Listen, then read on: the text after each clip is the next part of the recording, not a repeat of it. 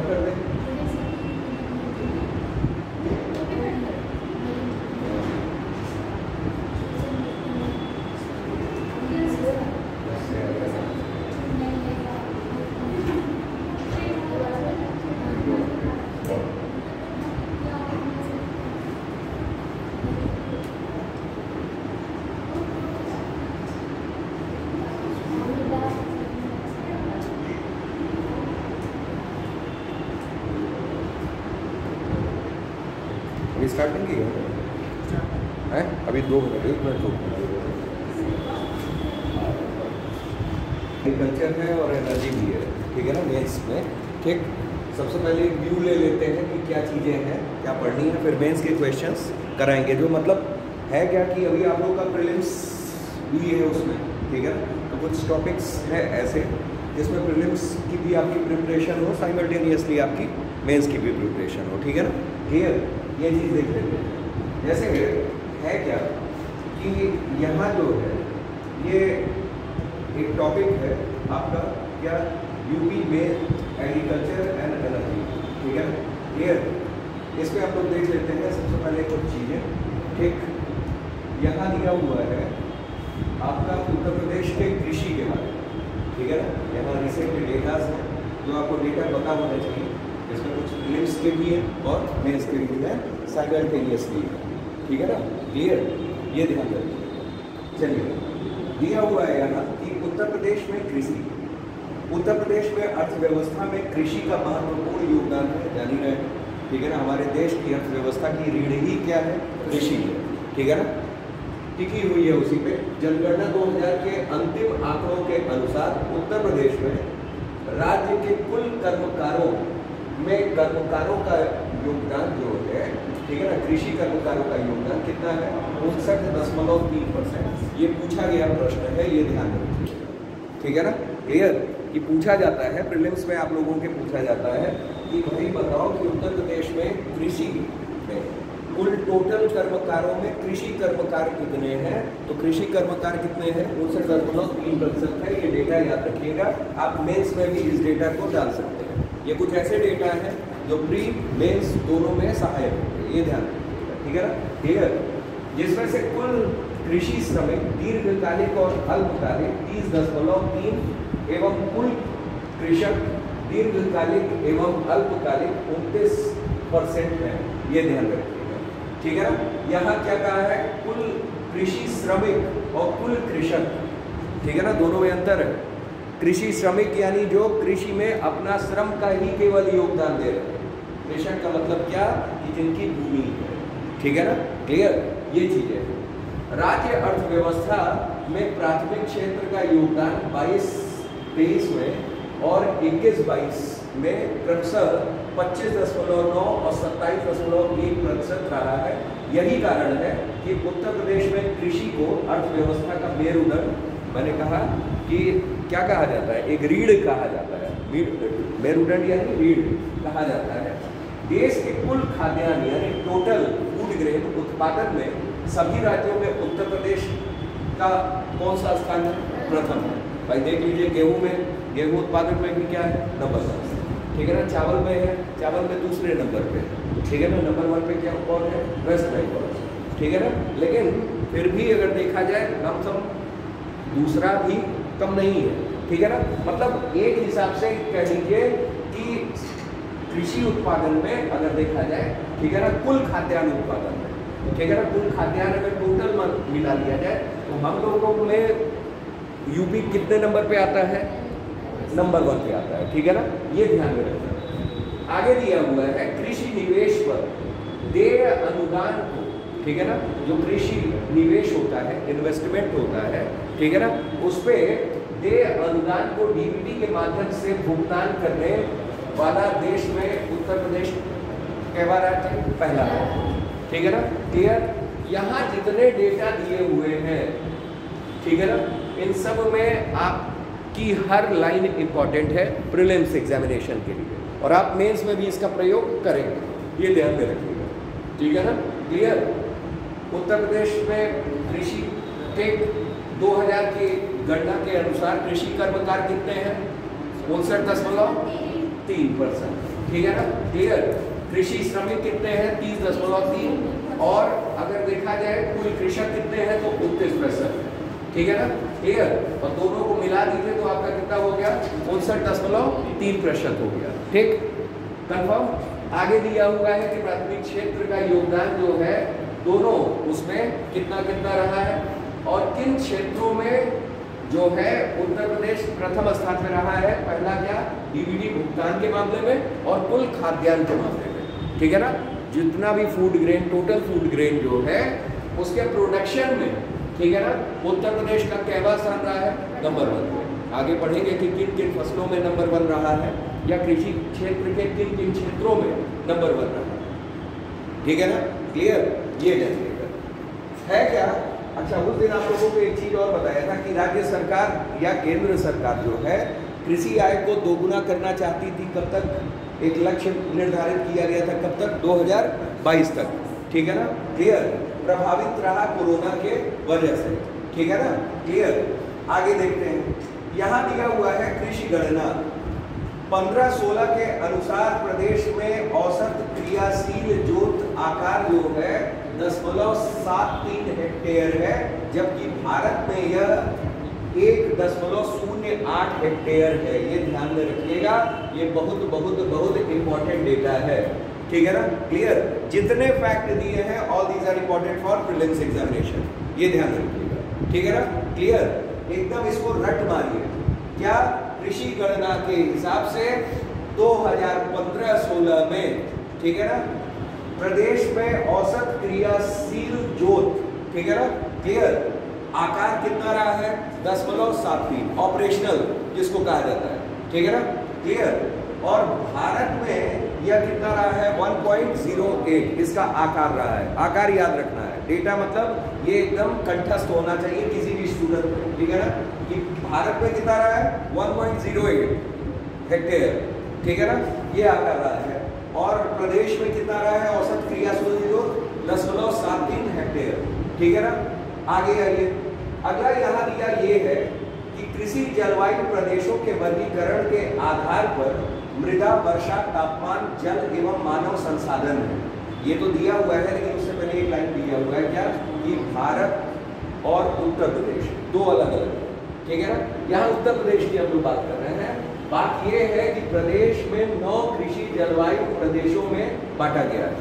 प्रश्न ये कई बार आया हुआ प्रश्न है, ये ध्यान रखिएगा, ठीक है ना, कि उत्तर प्रदेश को कितनी कृषि जलवायु क्षेत्रों में बांटा गया है, ठीक है ना, एग्रोक्लाइमेटिक जोन्स, ठीक है ना, क्लियर। तो कितने? 9। और अगर यही भारत के संदर्भ में पूछे तो आप भारत के संदर्भ में कितना बताओगे? 15, ठीक है ना।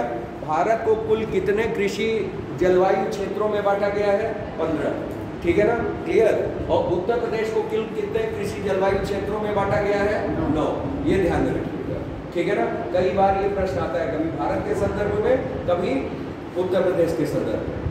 दिया हुआ है कृषि जलवायु प्रदेशों के वर्गीकरण के आधार मृदा, वर्षा, तापमान, जल एवं मानव संसाधन, ठीक है ना, क्लियर। यहाँ वो चीज देखने से पहले सबसे पहले हम लोग थोड़ा सा यहाँ देख लें इस जगह, ठीक है ना। यहाँ ये ठीक किसे? ये आपका क्या है? सेलेक्ट हो गया। कहाँ से हो गया? ऐसे ना बैठ। चलिए, एक ये है, ये देखिए आपका क्या है, एग्रो क्लाइमेटिक जोन्स है, ठीक है ना। एग्रो क्लाइमेटिक जोन्स है, टोटल कितने हैं? 9, ठीक है ना। 9 एग्रो क्लाइमेटिक जोन्स है। इन्हीं के बारे में हम लोगों को पढ़ना है। कभी कभी मेंस में जो है एग्रो क्लाइमेटिक जोन्स के बारे में भी आ जाता है कि उत्तर प्रदेश को कुल कितने एग्रो क्लाइमेटिक जोन्स में बांटा गया है, ठीक है ना। क्लियर? प्रीलिम्स की बात कर लेते हैं कि प्रीलिम्स में कहाँ से क्वेश्चन आएंगे, कैसे क्वेश्चन आएंगे। पहला तो यही क्वेश्चन बन जाता है कि उत्तर प्रदेश को कितने एग्रो क्लाइमेटिक जोन्स में बांटा गया है? 9, ठीक है ना। कृषि जलवायु क्षेत्रों में 9 बांटा गया है, ठीक। ये 9 क्षेत्र है। पहले तो ऑप्शन दे देगा, मान लीजिए 4 ऑप्शन दे दे और कहे कि निम्नलिखित में से कौन उत्तर प्रदेश के कृषि क्लाइमेटिक जोन्स नहीं है, कोई अपने से बनाकर 9 के अलावा दे दे, ठीक है ना। क्लियर? तो पहले तो आपको याद होना चाहिए। दूसरा क्या है? दूसरा ये पूछ लिया जाता है कि भाई बताओ कि निम्नलिखित में से जो ये क्षेत्र हैं किन किन जिलों में पड़ते हैं, ठीक है ना। क्लियर?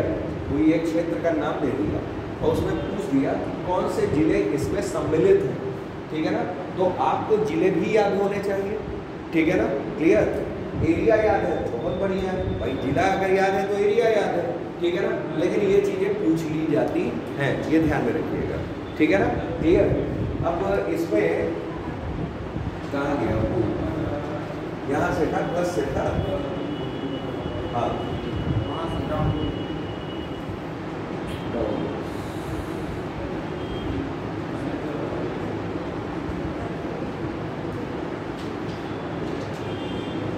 बार ये भी आ रहा है। अच्छा, ये ठीक। क्लियर? जैसे ये देखिए, ये कृषि जलवायु क्षेत्र है, ठीक है ना। क्लियर? दोनों डायग्राम मैंने एक ही में कर दिया है, जोड़ दिया है। अलग अलग था, दोनों को क्या कर दिया है? ऐड कर दिया है, ठीक। यहाँ कृषि जलवायु क्षेत्र है, ठीक। कौन कौन से क्षेत्र हैं इन्हें जानिए। सबसे पहले क्या है? भाबर एवं तराई क्षेत्र।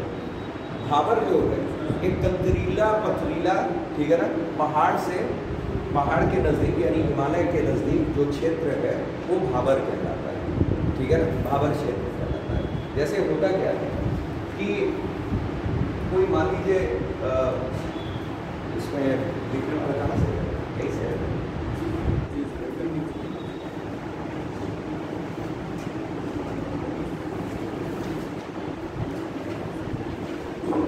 ठीक, मान लीजिए जैसे कि ये हिमालयी क्षेत्र है, ठीक है ना। हिमालयी क्षेत्र है, जाहिर सी बात है स्लाइडिंग होती है तो धीरे धीरे क्या पत्थर और तमाम चीज़ें क्या होगी, यहाँ इकट्ठी होती है, नीचे आती है।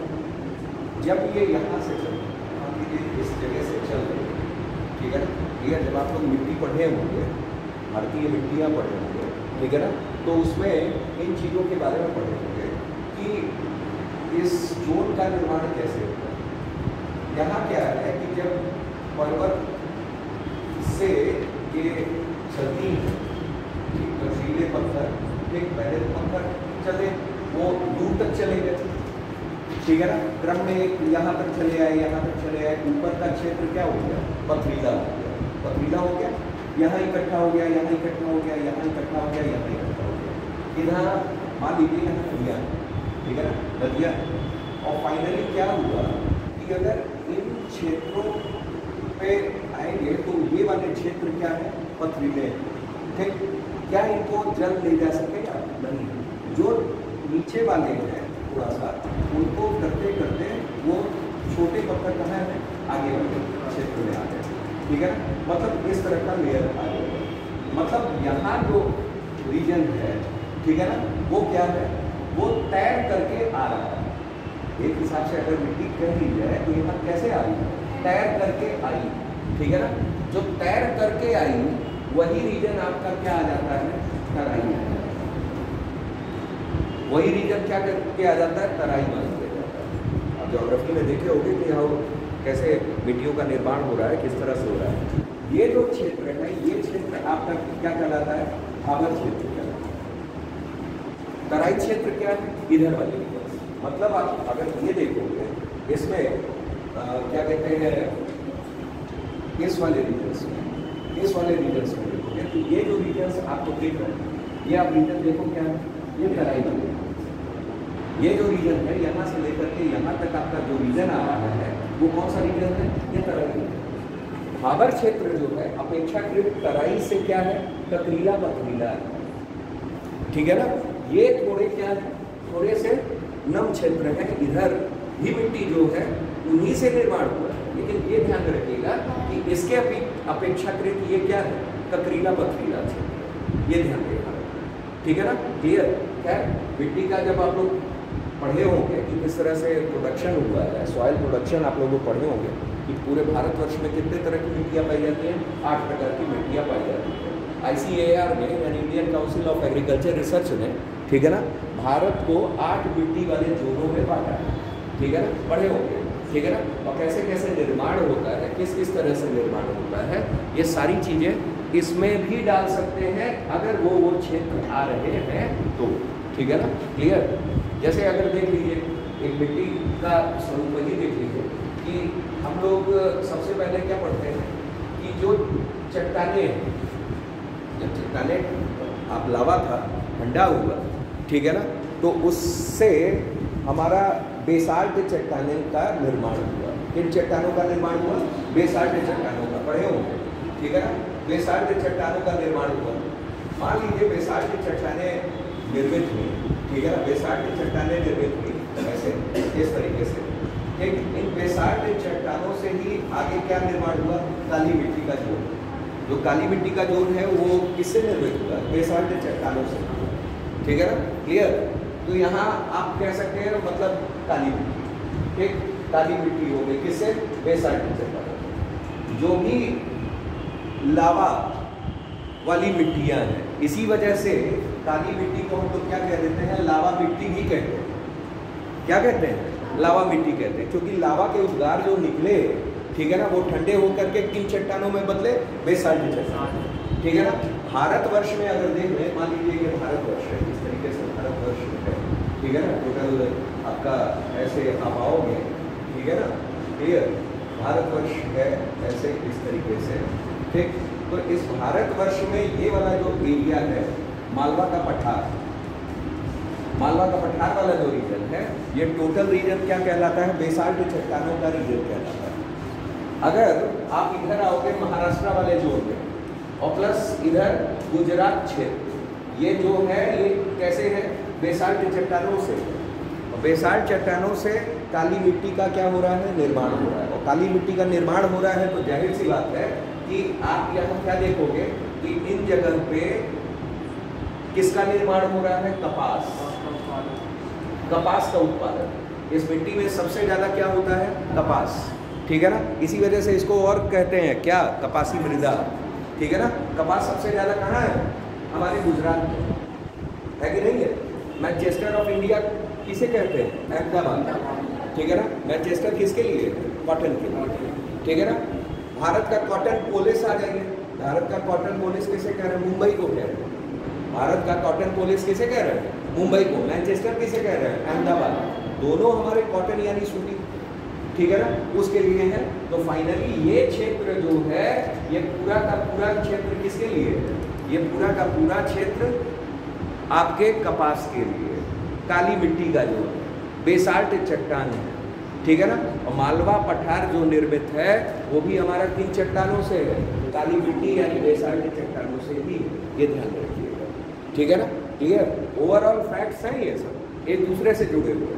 अब इसी मिट्टी में आ जाइए कि मिट्टी में क्या होता है कि मान लीजिए ये काली मिट्टी है, इस मिट्टी में 2-3 कंसेप्ट हैं। इन कंसेप्ट को जाने रहिएगा तो हर जगह प्रयोग कर सकते हैं, ठीक है ना।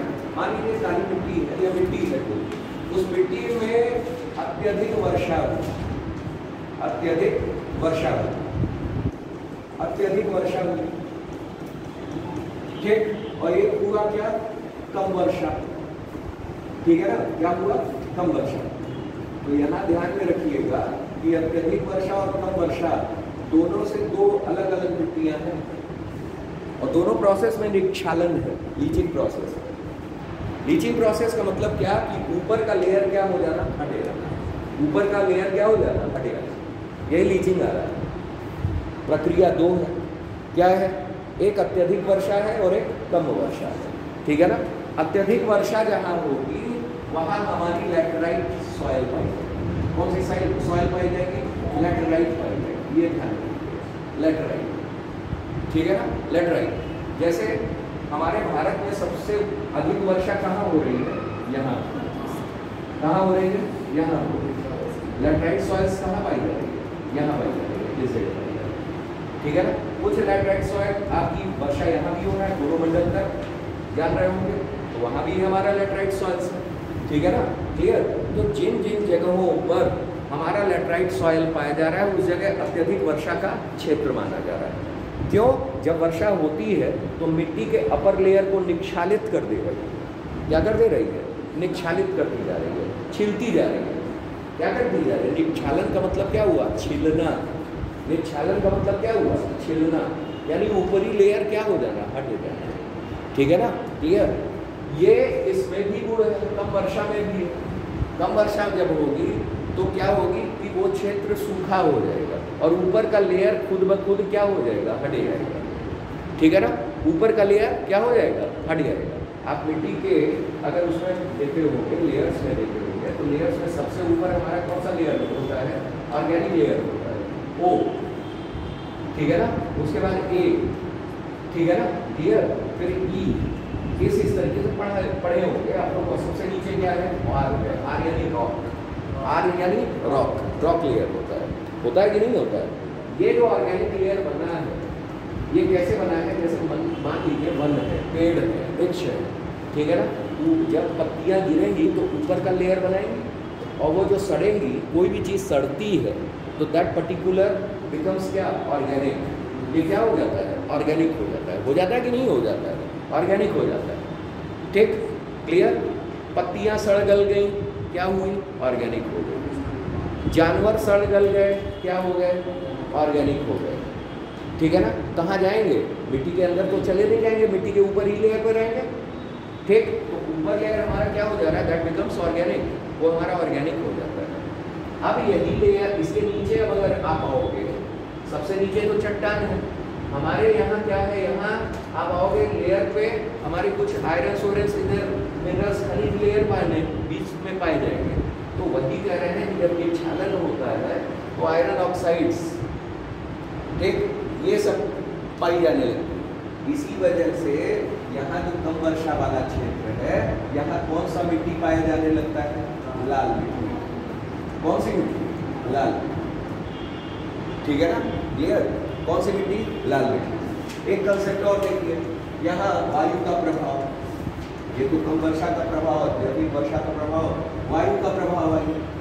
वायु का प्रभाव आप जान रहे हैं, आपने स्थलाकृतियाँ पढ़ी होगी, टोपोग्राफी पढ़ी है। टोपोग्राफी में वायु निर्मित टोपोग्राफी क्या है, लोयस, क्या है, लोयस, रेगिस्तानी क्षेत्रों में, ठीक है ना। लोयस पठार कहाँ है, लोयस का निर्माण किससे हो रहा है, वायु से ही हो रहा है, ठीक है ना। लोयस पठार कहाँ है, कोई उदाहरण बताइए उस तरह की, कोई बताइए। चाइना, चाइना का जो हमारा पठार है वो हमारा पठार किस तरह का है, लोयस, मानते हैं कि नहीं, ठीक। उसी तरीके का वहाँ जो है वो रेगिस्तानी एरिया होता है। कौन सा एरिया, रेगिस्तानी। यहाँ रेगिस्तानी मृदा यानी मरुस्थलीय मृदा पाई जाएगी, रेगिस्तानी, रेगिस्तानी का रेगिस्तानी में क्या होगा, वायु चलेगी, उसे रोकने के लिए कोई अवरोध नहीं रह जाएगा, ये चलती ही जाएगी, चलती ही जाएगी। और वहाँ की मृदा को क्या कर देंगी, हटा देंगी, तो बचा क्या, सैंड ही केवल बच जाता है। जो उड़ करके वो हो रहा है, वहाँ सैंड ही निर्मित हो रहा है, तो वहाँ क्या है, वहाँ मरुस्थलीय मृदा हो रहा है, ठीक है ना। इसी वजह से कांटेदार, जैसे वृक्ष तो रह ही नहीं जा रहे हैं, है ही नहीं।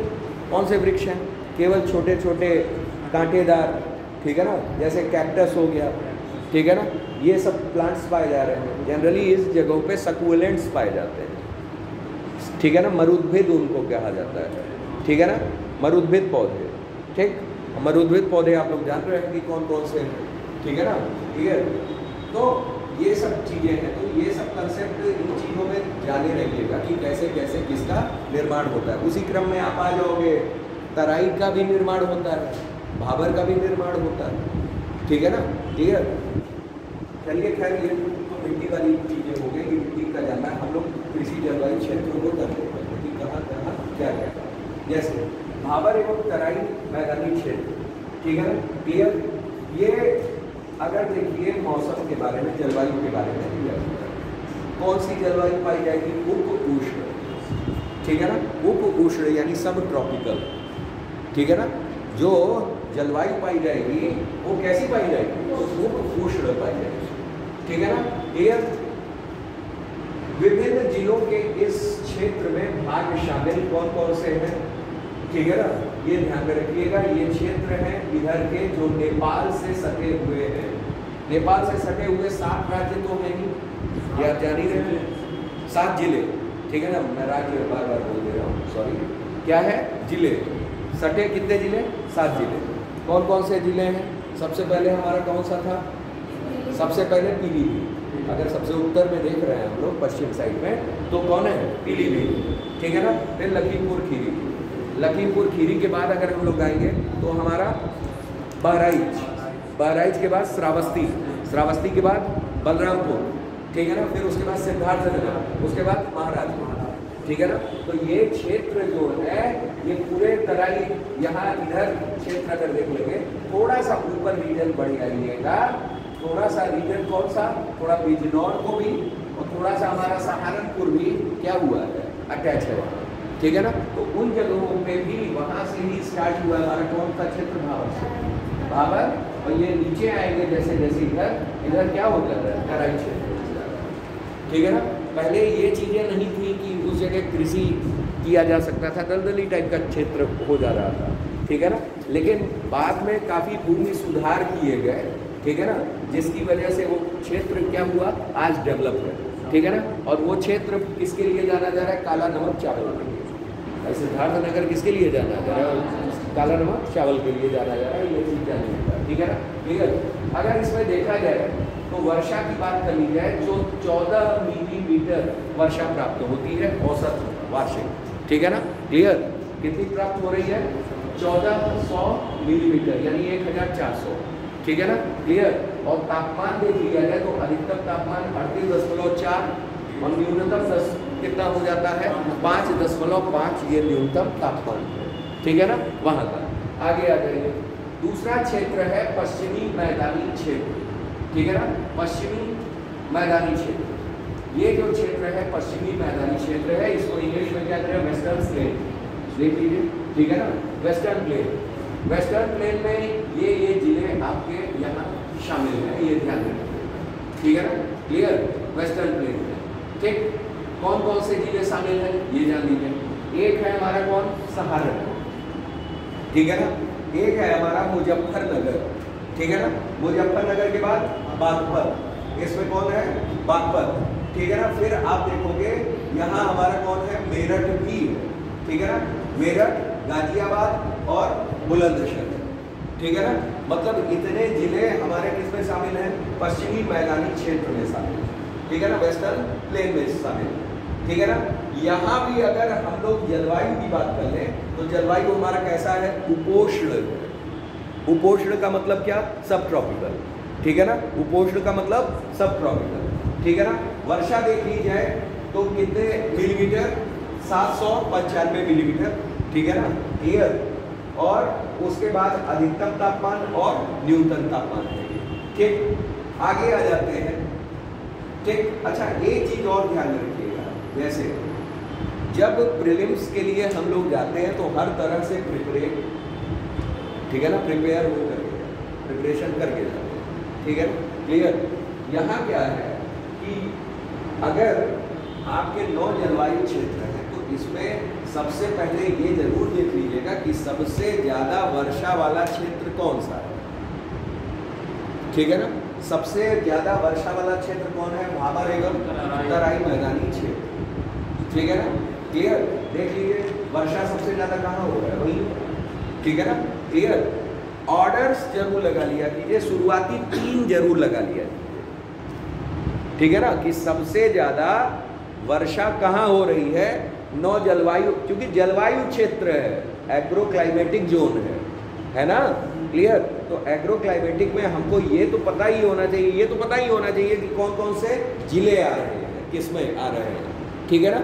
लेकिन ये ध्यान में रखना है कि वर्षा के आधार पर भी हम लोग लगा करके जाएं। क्वेश्चन ऐसे आ गया, मान लीजिए दे दिया आपको प्रीलिम्स में कि बताओ निम्नलिखित कृषि जलवायु क्षेत्र में, ठीक है ना, इनके वर्षा के क्रम में इनको लगाइए, ठीक है ना। तो वर्षा के क्रम में तो आपको पता होना चाहिए, पहला सबसे ज़्यादा कहाँ हो रहा है, भाबर एवं तराई क्षेत्र में। दूसरे नंबर पे कौन भाई, वो आया आपका विंध्य क्षेत्र, ठीक है ना। दूसरे नंबर पे कौन आया, विंध्य क्षेत्र।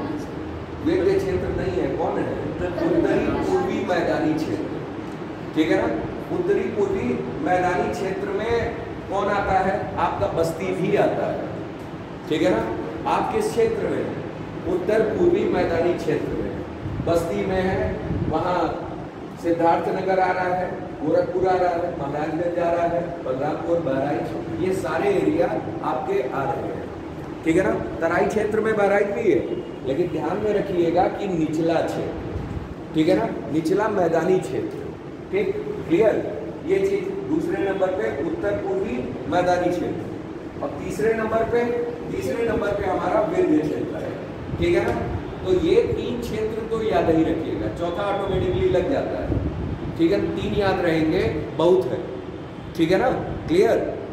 आगे आइए, मध्य पश्चिमी मैदानी क्षेत्र, इसमें जलवायु जो है वो जलवायु किस प्रकार की है, उपोष्ण जलवायु। जलवायु किस प्रकार की है, उपोष्ण जलवायु है। और ये जो है इसमें क्षेत्र आते हैं बिजनौर का, ठीक है ना, बिजनौर का, मुरादाबाद का, रामपुर का, बरेली, बदायूं, पीलीभीत और शाहजहांपुर, ठीक है ना, क्लियर। ये वाले क्षेत्र इसमें आ जाते हैं, ठीक है ना। मध्य पश्चिमी मैदानी क्षेत्र यानी सेंट्रल वेस्टर्न प्लेन, ठीक। आगे आइए, नेक्स्ट हमारा है दक्षिण पश्चिम अर्धशुष्क क्षेत्र, ठीक है ना, दक्षिण पश्चिम अर्धशुष्क क्षेत्र। इसमें जलवायु में ही क्या है, अर्धशुष्क है, ठीक है ना, क्लियर, सेमी एरिड है, ठीक है ना, क्लियर।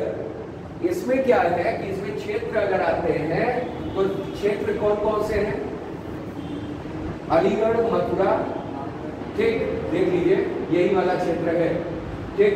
ये वाले क्षेत्र कौन है, semi arid south western plain, ठीक है ना, क्लियर। वेस्ट में भी है, साउथ में भी है, सेमी एरिड क्षेत्र, ठीक है ना। कौन कौन से क्षेत्र इसमें है, अलीगढ़ है, मथुरा है, आगरा है, फिरोजाबाद, एटा और मैनपुरी, ठीक है ना, ये क्षेत्र इसमें आ जाते हैं। अगला क्षेत्र जो है वो हमारा है कौन, मध्य मैदानी क्षेत्र, ठीक है ना। मध्य मैदानी क्षेत्र का मतलब क्या, सेंट्रल प्लेन। सेंट्रल प्लेन कौन है, ये बीच वाला, ठीक है ना, ये बीच वाला क्षेत्र आपको सेंट्रल प्लेन दिख रहा है, ठीक। इसमें जो रीजन आते हैं उसमें रीजन आते हैं क्या, फर्रुखाबाद, कन्नौज, इटावा, कानपुर नगर, कानपुर देहात, उन्नाव, हरदोई, लखीमपुर खीरी, सीतापुर, लखनऊ, रायबरेली, फतेहपुर, प्रतापगढ़, प्रयागराज। कभी कभी ऐसे भी दे दिया जाता है कि 4 जिले दे दिए और 4 जोन दे दिए, ठीक है ना, क्लियर। जैसे एक तो हमारा कर दिया क्या, राजधानी लखनऊ और कहीं आ रहा है और कहीं नहीं आ रहा है, ठीक है ना। तो ये किस क्षेत्र में आया, मध्य मैदानी क्षेत्र में है, ठीक है ना, क्लियर। आप आ जाइए गोरखपुर पे, गोरखपुर क्या कहीं आ रहा है, ठीक, गोरखपुर आपका उत्तर पूर्वी मैदानी क्षेत्र में आ रहा है, ठीक है ना, क्लियर। उसके बाद आ जाइए विंध्य क्षेत्र। विंध्य क्षेत्र में केवल 2 हैं, कौन कौन, एक है मिर्जापुर और एक है सोनभद्र। तो ऐसे ऐसे जिले चूज किए जाते हैं देने के लिए, ठीक है ना, जो क्या हो, काफ़ी जिनसे आप फैमिलियर हो, बहुत टफ नहीं देते हैं, ठीक है ना, क्लियर। तो विंध्य क्षेत्र हर कोई जानता है कि 2 रीजन हमेशा आते हैं, कौन, एक मिर्जापुर और एक सोनभद्र, ठीक है ना, विंध्य पहाड़ियों का क्षेत्र है, ठीक है ना, क्लियर। तो इस वजह से तो यहाँ 4 रीजन्स आपको दे दिए जाते हैं। आगे आइए, अगला है हमारा बुंदेलखंड क्षेत्र। बुंदेलखंड क्षेत्र देखिए कौन सा है, ये ब्राउन वाला है, ठीक है ना, ये बुंदेलखंड क्षेत्र है, ठीक है ना, क्लियर। बुंदेलखंड क्षेत्र में कौन है, ललितपुर है, झांसी है, ठीक है ना, हमीरपुर है, बांदा है, ठीक है ना, ये सारे जितने हैं ये कहाँ है आपका बुंदेलखंड क्षेत्र में, ठीक है ना। उसके बाद है उत्तर पूर्वी मैदानी क्षेत्र, वो हम लोग देख चुके हैं, गोरखपुर बस्ती वाला क्षेत्र, ठीक। पूर्वी मैदानी क्षेत्र, पूर्वी मैदानी क्षेत्र की बात कर ली जाए तो हमारा कौन सा है, वो ईस्टर्न प्लेन। ईस्टर्न प्लेन हमारा ये है, ठीक है ना, क्लियर। ईस्टर्न प्लेन पूर्वी मैदानी क्षेत्र। तो पूर्वी मैदानी क्षेत्र में कौन कौन आ रहा है, आजमगढ़, अयोध्या, बाराबंकी, सुल्तानपुर, जौनपुर, गाजीपुर, बलिया, मऊ, वाराणसी और भदोही, ठीक है ना।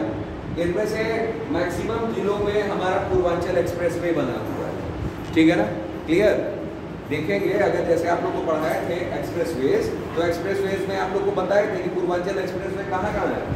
एक आपका बाराबंकी, अयोध्या, सुल्तानपुर, ठीक है ना, मऊ, आजमगढ़, ठीक है ना, क्लियर। ये सब एरिया किसके हैं, पूर्वांचल एक्सप्रेसवे वाले। कहीं ना कहीं किसी न किसी से अटैच कर लिया कीजिए, ठीक है ना, तो याद रहेगा कि हाँ ये वाला क्षेत्र इसमें था, ऐसे था, यहाँ से ये है, ठीक है ना। जोड़ जोड़ करके पढ़ेंगे तो याद रहेगा, कई दिनों तक याद रहता है, ठीक है ना। फिलहाल में ये चीज़ें याद करनी है आपको, ठीक। अब इसमें ज़्यादा समय नहीं लेंगे, ठीक है ना, क्लियर। आगे आते हैं, नेक्स्ट ये ना प्लस डाउनलोड आगे आगे आ रहा।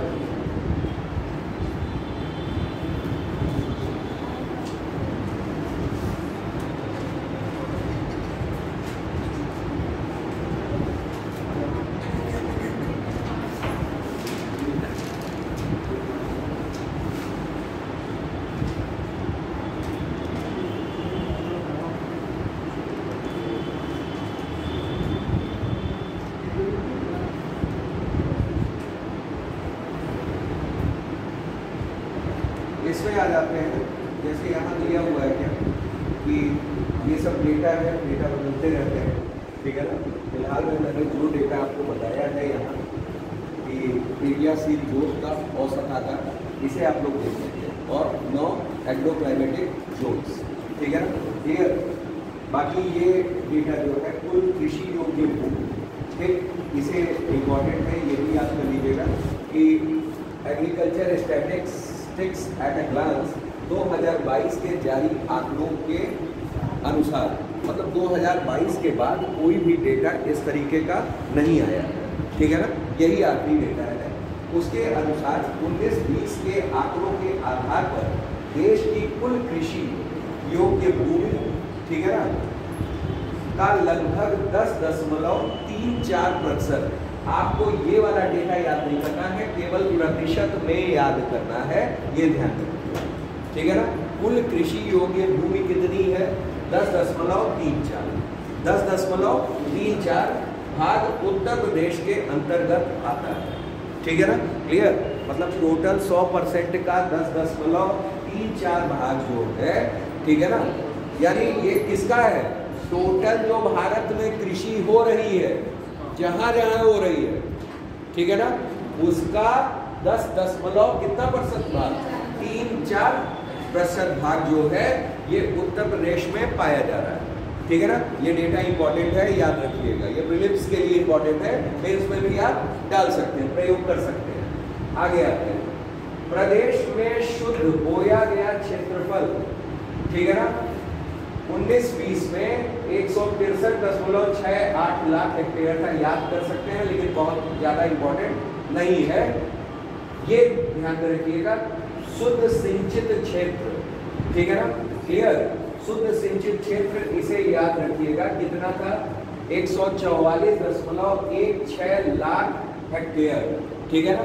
शुद्ध सिंचित क्षेत्र, शुद्ध सिंचित क्षेत्र जो था वो कितना था, 144.16 लाख हेक्टेयर, ठीक।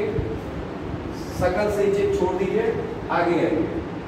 दिया हुआ है कृषि गणना 1516 यानी भारत सरकार के अनुसार उत्तर प्रदेश में कुल जोतों में 1 हेक्टेयर से कम आकार वाले जोतों का प्रतिशत कितना था? 80.18। ठीक है ना? 1 हेक्टेयर से कम हमने उस दिन बताया था सीमांत कृषक। ठीक है ना? क्लियर? समझ में आया? तो उनका जो आकार है वो कितना है? 80.18। ठीक है ना? क्लियर? प्रति जोत क्षेत्र जो है वो कितना है? 0.73 हेक्टेयर। यानी ये जोत का आकार है। ये क्या है? जोत का आकार जो मैंने यहाँ बताया था। ये देखिए क्रियाशील जोतों का आकार 10.73 और भारत का कितना है? 1.08। तो घबराइएगा नहीं, वही चीज यहाँ भी दे दी है। प्रति जोत क्षेत्र कितना है? 10.73 यानी क्रियाशील जोत है। ठीक है ना? क्लियर? 10.73 हेक्टेयर और राष्ट्रीय औसत अगर देख लिया जाए तो राष्ट्रीय औसत कितना है? 1.08 हेक्टेयर। ये याद रखिएगा। ठीक है ना? क्लियर? आगे आते हैं। अब दिया हुआ उत्तर प्रदेश के जिले एवं कृषि। ठीक है ना? यहाँ 4 फसलों के बारे में दिया हुआ है। क्या क्या दिया हुआ है? एक जौ के बारे में दिया हुआ है, एक मक्का के बारे में दिया हुआ है, एक अरहर के बारे में दिया हुआ है, एक चना के बारे में दिया हुआ है। ये अभी तक का रिसेंट डेटा है। जो अभी जितनी बुकें आई हैं उन सब में अभी तक लेटेस्ट है। ठीक है ना? क्लियर? कुछ चेंज हुआ हो तो उसे बाद में बता दिया जाएगा। फिलहाल में अभी ये जानिए। यहाँ अगर बात कर ली जाए जौ की, जौ की प्रति हेक्टेयर सर्वाधिक उत्पादकता कहाँ है? एटा में। ठीक है ना? और उत्पादक जिला कौन सा है? एटा में। ठीक है ना? एटा जो है उत्पादकता के भी मामले में, ठीक है ना, प्रति हेक्टेयर उत्पादकता मतलब 1 हेक्टेयर में उत्पादन लिया जा रहा है कि सबसे ज्यादा उत्पादक 1 हेक्टेयर में कौन कर ले रहा है? That particular is called as productivity, उत्पादकता कहलाती है। ठीक है ना? तो उत्पादकता में भी कौन है? एटा है। ठीक है ना? और अगर उत्पादन की बात कर ली जाए कि जितने जिले हैं 75 जिलों में सबसे ज्यादा उत्पादन यानी प्रोडक्शन भी कौन कर रहा है? एटा कर रहा है। ठीक है ना? क्लियर? आगे आ जाते हैं मक्का के बारे में। मक्का के बारे में आइए। मक्का जो है, ठीक है ना, मक्का के बारे में अच्छा ये बताइए, मक्का जो है C3 प्लांट है कि C4 प्लांट है? C4 है। बायो पढ़े हैं लगता है। कितने लोग C3 कहते हैं? कोई है C3 वाले? C4 है। गुड। ठीक है ना? और एक मक्के पे और क्वेश्चन आता है, ट्रांसपोजांस का नाम सुने हैं कि नहीं? बायोलॉजी में है, बायोटेक्नोलॉजी में। ठीक, ट्रांसपोजांस होता है जंपिंग जीन्स। ठीक है ना? Jumping jeans. जंपिंग जीन्स जो होते हैं, जंपिंग जीन्स जैसे आप लोगों ने पढ़ा होगा कई तरह के जीन्स होते हैं। तो जंपिंग जीन्स का मतलब हो जाता है कि जैसे जंपिंग 1 जनरेशन टू अनदर, मतलब रैंडम ऑर्डर, कोई एक सीक्वेंशियल नहीं है कि इसके बाद ये, इसके बाद ये, जैसे first generation, second generation, third generation होता है ना। क्लियर? तो यहाँ जंपिंग जीन है, इनके गुण उसमें, इनके गुण उसमें चले गए, तो मतलब that particular is jumping gene. Jumping gene का एक और नाम है ट्रांसपोजन्स। क्या कहा जाता है? ट्रांसपोजन्स। सबसे पहले जो ट्रांसपोजन्स की खोज की गई थी, जंपिंग जीन्स की खोज की गई थी, वो किस प्लांट में की गई थी? मक्का में की गई थी। ठीक है ना? मक्का जो है एक सबसे ज्यादा क्या पाया जाता है? प्रोटीन की, कार्बोहाइड्रेट की, वसा। सबसे ज्यादा कार्बोहाइड्रेट पाया जाता है, ये ध्यान में रखिएगा भाई। जो उससे रिलेटेड फैक्ट है मैं बताता भी चल रहा हूँ कि आपका एक प्रीलिम्स भी तैयार हो जाए। सबसे ज्यादा मक्का में क्या पाया जाता है? कार्बोहाइड्रेट पाया जाता है, ये ध्यान में रखिएगा। ठीक है ना? मक्का में सबसे ज्यादा कार्बोहाइड्रेट। क्वेश्चन कुछ इस तरीके से आता है कि इन विच सीरियल, किस अनाज में सबसे ज्यादा मक्का पाया जाता है? ऑप्शन रहता है गेहूं, चावल, मक्का। ठीक है ना? तो आप ऑप्शन क्या लगाएंगे? मक्का लगाएंगे। ठीक है ना? कई लोग भूलवश चावल लगा देते हैं, क्योंकि ये भ्रांति फैली हुई है कि चावल खाने से लोग मोटे हो जाते हैं। ठीक है ना? तो ये भ्रांति क्या है? गलत है। ठीक है ना, क्लियर। ये ध्यान में रखिएगा, सबसे ज्यादा अगर पाया जाता है कार्बोहाइड्रेट या शुगर, कार्बोहाइड्रेट का मतलब क्या, शुगर, तो शुगर सबसे ज्यादा कहाँ पाया जाता है, मक्के में पाया जाता है, चावल से भी ज्यादा पाया जाता है, ये ध्यान रखिएगा, ये फैक्ट आता है, ठीक है ना, क्लियर। C4 प्लांट है, C4 प्लांट है, ठीक है ना, क्लियर। और ट्रांसपोजॉन्स की पहली खोज कहाँ हुई थी, किस में, मक्के में हुई, ठीक है ना, क्लियर।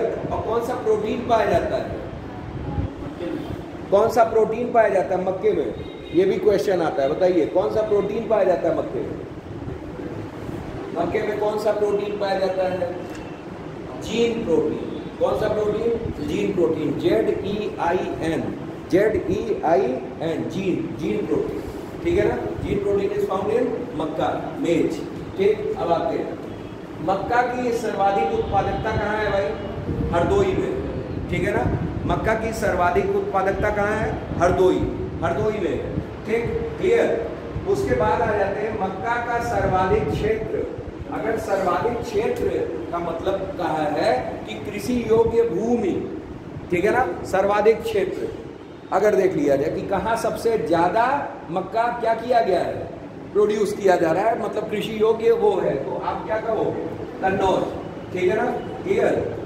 और सर्वाधिक मक्का उत्पादक जिला की बात कर ली जाए, जिला, तो जिला हमारा कौन सा है, बहराइच, ये तीनों अलग अलग है, ये ध्यान में रखिएगा, ठीक है ना, क्लियर।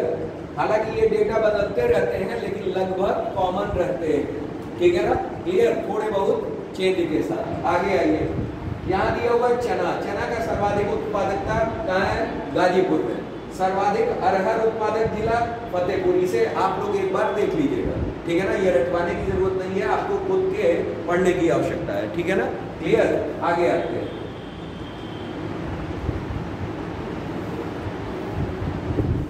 अगला दिया हुआ है राज्य कृषि नीति 2013, ठीक है ना, क्लियर, राज्य कृषि नीति 2013, ठीक। इसमें क्या दिया हुआ है ये जान लीजिए, जैसे पूर्व में लागू राज्य कृषि नीति 2005 में, अगर 2013 से पहले देख लिया जाए तो कृषि नीति कब आई थी, 2005 में आई, ठीक है ना, क्लियर। उसमें कृषि क्षेत्र में वृद्धि दर 4% रखी गई थी, ये ध्यान में रखिए। जब तक 2013 में कृषि नीति नहीं प्रदर्शित हो गई तब तक इम्तहान का आकर्षण 2005 का लक्ष्य रखा हुआ था। हर बार पेपर में उठा करके देख लीजिए, 2013 के पहले के पेपर, इवन 14-15 तक के भी देख लीजिए, उसमें आपको कहीं ना कहीं मिल जाएगा, ठीक है ना, कि प्रीलिम्स में पूछा जाता है कि 2005 राज्य कृषि नीति में कृषि क्षेत्र में वृद्धि दर कितनी है, तो 4, कितनी है, 4, ठीक, 4% रखी गई थी। आगे आइए, उसके बाद दिया हुआ है कृषि नीति 2005 के क्रियान्वयन की क्रियाएं 7 मुख्य क्षेत्रों के प्रसार, सिंचाई, जल प्रबंधन, विधा, स्वास्थ्य, उर्वरता, ठीक, बीज प्रबंधन, विपणन यानी मार्केटिंग, शोध यानी रिसर्च, और कृषि विविधीकरण यानी एग्रीकल्चर डाइवर्सिटी, ठीक है ना, जिसे सप्त क्रांति कहा गया है, ठीक है ना, सप्त क्रांति कहा गया है, पर आधारित थी, ठीक। 11वीं पंचवर्षीय योजना में कृषि क्षेत्र में लक्षित 4% वृद्धि दर के सापेक्ष मात्र 3% वृद्धि दर प्राप्त हुई है, ठीक है ना, केवल कितना प्राप्त हुआ, 3%। वर्तमान में राज्य कृषि नीति 2013 लागू है, जिनकी निम्न बातें हैं, ठीक है ना, क्लियर। सबसे पहले इसमें आप ऑब्जेक्टिव्स देख लें, परिकल्पना तो हम लोग देखेंगे, लेकिन ऑब्जेक्टिव्स देख लें, क्योंकि ऑब्जेक्टिव में एक क्वेश्चन छिपा हुआ है जिसे आपको याद करना ही करना है। कितना इसका लक्ष्य रखा गया है प्राप्ति का, ठीक, 5.1%, ठीक है ना, और जो 2005 वाली थी उसमें कितनी थी, 4, उसे भी भूलना नहीं है, ये ध्यान में रखिएगा, ठीक है ना, क्लियर, समझ में आया। हाँ, आगे आते हैं, दिया हुआ है, अब आ जाते हैं विजन पर, परिकल्पना पे। प्रदेश को देश के खाद्यान्न भंडार के रूप में परिवर्तित कर खाद्य एवं पोषक तत्व सुरक्षा तथा ग्रामीण जीवन में गुणात्मक, ठीक है ना, सुधार कर ग्रामीण जनमानस की बिना पर्यावरणीय क्षरण के आर्थिक वृद्धि और खुशहाली सुनिश्चित करना। ठीक है ना? ठीक, अब भाई पढ़ेंगे तो इन भाषाओं का प्रयोग आपको करना ही पड़ेगा थोड़ा बहुत। ठीक है ना? हूबहू आप नहीं कर पाएंगे, लेकिन कुछ चीजें बना लीजिए। ठीक है ना? उसके आधार पर उनका प्रयोग करिए। ठीक है ना? जैसे गुणात्मक वृद्धि या गुणात्मक सुधार, ठीक है ना, दिया हुआ है। ठीक है ना? क्लियर? फिर उसके बाद क्या, इन चीजों को कि पर्यावरणीय क्षरण के आर्थिक वृद्धि और खुशहाली को सुनिश्चित करना बिना पर्यावरणीय क्षरण के, मतलब कोई भी पर्यावरणीय क्षरण ना हो। ठीक है ना? क्या बता रहे हैं, खुशहाली सुनिश्चित हो, मतलब ये सब लेखन शैली से ही सुधरती है भाषा। ठीक है ना? क्लियर? आगे आइए, खैर फैक्ट लिखना तो आप ही को पड़ेगा। समुचित इको फ्रेंडली, इको फ्रेंडली का मतलब क्या, पर्यावरण हितैषी कृषि पद्धति को विकसित एवं बहुप्रचारित कर मृदा स्वास्थ्य में सुधार एवं कृषक परिवार की आय में वृद्धि करना। ठीक है ना? कृषक परिवार की आय में वृद्धि करना। देखिए, आय में वृद्धि करने के कई अल्टरनेटिव्स भी है। कृषि क्षेत्र हम लोग समझ रहे हैं केवल क्या कि गेहूं उत्पादन कर दें, चावल उत्पादन कर दें, चना उत्पादन कर दें, जो मतलब खेत में हो रहा है, ऐसा नहीं है। ठीक है ना? सरकार ने आज कई अल्टरनेटिव्स चलाए हैं, जैसे झींगा उत्पादन, मत्स्य उत्पादन, ठीक है ना, सब्जी उत्पादन, ओलेरी कल्चर जिसको कहा जाता है। ठीक है ना? क्लियर? ओलेरी कल्चर। ठीक, जैसे आप लोग पढ़े होंगे सब्जी अनुसंधान केंद्र। सब्जी अनुसंधान केंद्र कहाँ है? बड़ा फेवरेट क्वेश्चन है यूपीपीसीएस का। कहाँ है? बनारस में है। गुड। ठीक है ना? बनारस में है सब्जी अनुसंधान केंद्र। ठीक है ना? क्लियर? तो कहने का मतलब क्या कि वहाँ से कई तकनीक बताई जाती है कि कैसे how to produce maximum vegetables. ठीक है ना? How to improve the quality of vegetables. ठीक है ना? कैसे हम लोग इम्प्रूव करें क्वालिटी को। ठीक है ना? आजकल मार्केट में दुनिया भर की वेजिटेबल्स आ रही हैं, हाइब्रिड भी आ रही हैं। ठीक है ना? क्लियर? तो रिसर्च चल रहा है और तमाम चीज़ें चल रही हैं रिसर्च सेंटर्स पे, जिससे कि किसानों का क्या हो, लाभ हो। ठीक है ना भाई? नई नई चीज़ों के लिए आकर्षण लोगों का ज़्यादा होता है। ठीक है ना? क्लियर? अभी जैसे आपके सामने ब्रोकली रख दी जाए और आपके सामने फूल गोभी रख दी जाए, ठीक है ना? क्लियर? दोनों में से सबसे पहले लोग एक्सपेरिमेंट करना चाहेंगे खाके किसको? ब्रोकली को। यार नई चीज़ है, मार्केट में नया आया है, कुछ नया किया जाए। किया जाए कि नहीं किया जाए? तो हर कोई नया कुछ पसंद करता है। इसी वजह से क्या है कि शोध केंद्रों पर शोध किए जाते हैं ताकि नई नस्लें उत्पादित की जाएं और ऐसी नस्लें उत्पादित की जाएं, ठीक है ना, जिससे राजस्व बढ़े, ठीक है ना, उत्पादकता बढ़े, ठीक है ना, और कृषि क्षेत्र क्या हो, विकसित हो। ठीक है ना? क्लियर? तो ये सब चीज भी अल्टरनेटिव्स होती हैं किसकी? मतलब कृषि में आय की। ठीक, कृषि में आय की वृद्धि करना। ठीक, मत्स्य क्षेत्र है, मत्स्य क्षेत्र में दुनिया भर की वैरायटीज क्या की जा रही है, प्रोड्यूस की जा रही है कि नहीं की जा रही है। ठीक, ऐसी वैरायटीज जिसमें जैसे मछली आप लोग खाते होंगे तो मछली में सबसे बुरा क्या लगता है? कांटा। ठीक है ना? मछली में सबसे बुरा क्या लगता है? कांटा। तो ऐसी नस्लें बनाना जहां कांटा विहीन हो, कुछ इस तरीके की मछली पसंद लोग करेंगे। ठीक है ना? तो जाहिर सी बात है कि उन क्षेत्रों में ज़्यादा विकास किया जा रहा है, अल्टरनेटिव्स डेवलप किए जा रहे हैं। ठीक, कि कृषि की आय को हम क्या करें? बढ़ाएं। ठीक है ना? तो वही चीज़ें हैं और कंपटीशन हर जगह है। ठीक, आगे आते हैं। आगे दिया हुआ है पारिस्थितिकीय संतुलन को बनाए रखते हुए प्राकृतिक संसाधनों का विकास एवं संरक्षण। भाई ऐसा पारिस्थितिकीय संतुलन बनाए रखना, आप लोग सतत विकास में पढ़ ही रहे हैं। ठीक है ना? क्लियर? आगे आते हैं। खाद्य एवं पोषण के मुख्य आधार को रखते हुए कृषि विविधीकरण के माध्यम से उच्च मूल्य वर्धित क्रियाओं द्वारा कृषकों की आय में वृद्धि करना। ये चीज, ये फैक्ट हो गया। अगला आते हैं। अगला दिया हुआ है, कौन था? ये वाला था ना, अब ये। ठीक, प्रयोगशाला से खेतों तक कार्यक्रम का शुभारंभ उत्तर प्रदेश राज्य द्वारा किया गया। देखिए ये भी एक प्रश्न है जो प्रीलिम्स का आया हुआ है, ठीक है ना, क्लियर। प्रयोगशाला से खेतों तक ये कार्यक्रम चलाया गया था, ठीक है ना। ये भी कार्यक्रम किससे है? शोध से रिलेटेड है, ठीक है ना। प्रयोगशाला में क्या होते हैं? शोध होते हैं, रिसर्च होते हैं। How to improve the variety of crops, ठीक है ना। हम लोग किस तरह से क्रॉप्स की वैरायटी को क्या करें? इम्प्रूव करें, ठीक है ना, क्लियर। जब वैरायटी इम्प्रूव होगी क्रॉप्स की तो जाहिर सी बात है कि इनकम भी क्या होगी? डेवलप होगी। तो इसी वजह से इस कार्यक्रम का क्या किया गया? शुभारंभ किया गया। आगे आइए। उत्तर प्रदेश में वर्ष भर में कुल 3 प्रकार की फसलें पैदा की जाती हैं। ये अनछुआ तथ्य नहीं है आज। रबी की फसलें, खरीफ की फसलें और जायद की फसलें। कभी कभी एग्जाम में यही आ जाता है और लड़के क्या कर आते हैं? गलत कर आते हैं, ठीक है ना, कि रबी की फसल कौन है, खरीफ की फसल कौन है और जायद की फसल कौन है।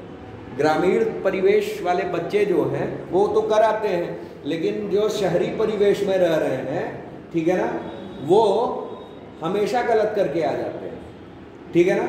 जैसे कि देखिए क्वेश्चंस का कोई आधार नहीं होता है। इस बार जैसे बात चल रही थी आसान प्रश्न और कठिन प्रश्न, ठीक है ना। कोई प्रश्न आसान नहीं होता, कोई प्रश्न कठिन नहीं होता। आ रहा है तो आसान है जीएस में और नहीं आ रहा है तो कठिन है, ठीक है ना, क्लियर। जैसे एक प्रश्न दे दिया था, वो किसी के लिए आसान है और किसी के लिए क्या है? कठिन है, ठीक। समीक्षा अधिकारी 2016 का प्रश्न पत्र, ये 2020 में कोरोना काल में हुआ था, 20 सितंबर की बात है। उसमें ये प्रश्न आया कि हिंदी माह का प्रथम माह कौन है? ठीक, आप तो बता ले रहे हो कि चैत, ठीक है ना। अब जिसने हिंदी माह नहीं पढ़ा है उसके लिए क्या है? वो कठिन है। प्रश्न तो आसान है। आसान कौन कहेगा? जो पढ़ा है, और जो पढ़ा ही नहीं है हिंदी माह, वो क्या बोलेगा? हमको नहीं पता था, ठीक है ना, क्लियर। इसी तरह से यहाँ ये भी हो जाता है कि रबी की फसल, खरीफ की फसल और जायद की फसल, ठीक है ना। तो इन्हें भी कंठस्थ कर लीजिएगा, ठीक है ना। रबी की फसलों में कौन है? गेहूं, जौ, मटर, चना, तंबाकू, सरसों, लाही और आलू। जाहिर सी बात है कि प्रेजेंट टाइम में कुछ फसलें कट रही हैं, तो किस की फसलें कट रही हैं? रबी की फसल कट रही है। जैसे गेहूं हो गया और सरसों हो गया, ठीक है ना, चना हो गया, ठीक, क्लियर। अब आगे आ जाइए खरीफ की फसलें। हाँ है?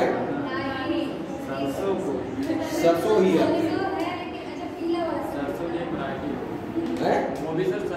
सरसों की ही वैरायटी होती है बेटा। हाँ हाँ हाँ हाँ, सरसों नहीं सुनी हो, एक काला होता है एक पीला होता है, वही है, ठीक है ना, वही है, ठीक। वैरायटी है, आजकल डिफरेंट वैरायटी चल रही है, ठीक है ना, क्लियर। चलिए, हम लोग तो उसमें आप लोग पढ़े भी होंगे, जब हाई स्कूल करते होंगे तो हर्बेरियम बनवाया जाता होगा, ठीक है ना। सरसों ही पेड़ दिखाया जाता होगा, क्या नाम है उसका? ब्रासिका कैम्पेस्ट्रिस, यही नाम था ना, ब्रासिका कैम्पेस्ट्रिस, ठीक। या तो मटर का पौधा पाइजम सटाइवम, ठीक, या आम की पत्ती मैंजीफेरा इंडिका, ठीक, दिखाया करते थे हर्बेरियम में, ये सब चीजें, ठीक। चलिए खरीफ की फसलों में आ जाइए। चावल यानी धान, ठीक, गन्ना, ज्वार, बाजरा, मक्का, कपास, सनई और दलहन, ठीक। और उसके बाद आ जाइए जायद की फसलों में। जायद की फसलों में तंबाकू, खरबूजा, तरबूजा, ककड़ी, ठीक है ना, काशी फल और प्याज। प्रेजेंट टाइम में आपको जायद फसलें ज्यादा दिखेंगी। जब गर्मी की शुरुआत होती है तो जायद फसलें ज्यादा दिखती हैं, जैसे कि इस समय ककड़ी हो गया, खरबूजा हो गया, तरबूजा हो गया, ये सब ज्यादा दिखेंगी प्रेजेंट टाइम में, ठीक है ना। तो यही जायद की फसलें हैं, ठीक है ना, क्लियर। आगे आ जाइए। ये डेटा याद करने का बहुत आवश्यकता नहीं है, लेकिन बस याद कर लीजिए कि गेहूं में अपना प्रदेश क्या है? उत्पादन में नंबर 1, ठीक है ना, क्लियर। इन्हें एक नजर आप लोग क्या कर लीजिएगा, देख लीजिएगा, ठीक है ना। ये कोई बहुत ज्यादा पढ़ाने योग्य नहीं है, सारे प्रीलिम्स के हैं, ठीक है ना, क्लियर। क्योंकि डेटा अभी मान लीजिए हम पढ़ा रहे हैं और बाद में थोड़े दिन बाद जाकर के चेंज हो जाए, ठीक है ना। एक आइडिया जनरेट करने के लिए कि इस तरह की चीजें भी आती हैं, बस आप एक आइडियोलॉजी जनरेट किए रहिए, ठीक है ना, प्रीलिम्स के लिए। ये मेंस के लिए नहीं है, लेकिन इनमें से कुछ डेटा आप जैसे क्रियाशील जोत था, ठीक है ना, वो सब डाल सकते हैं, ठीक है ना, क्लियर। कृषि योग्य भूमि थी 10.3, वो भी डाल सकते हैं, ठीक है ना, क्लियर।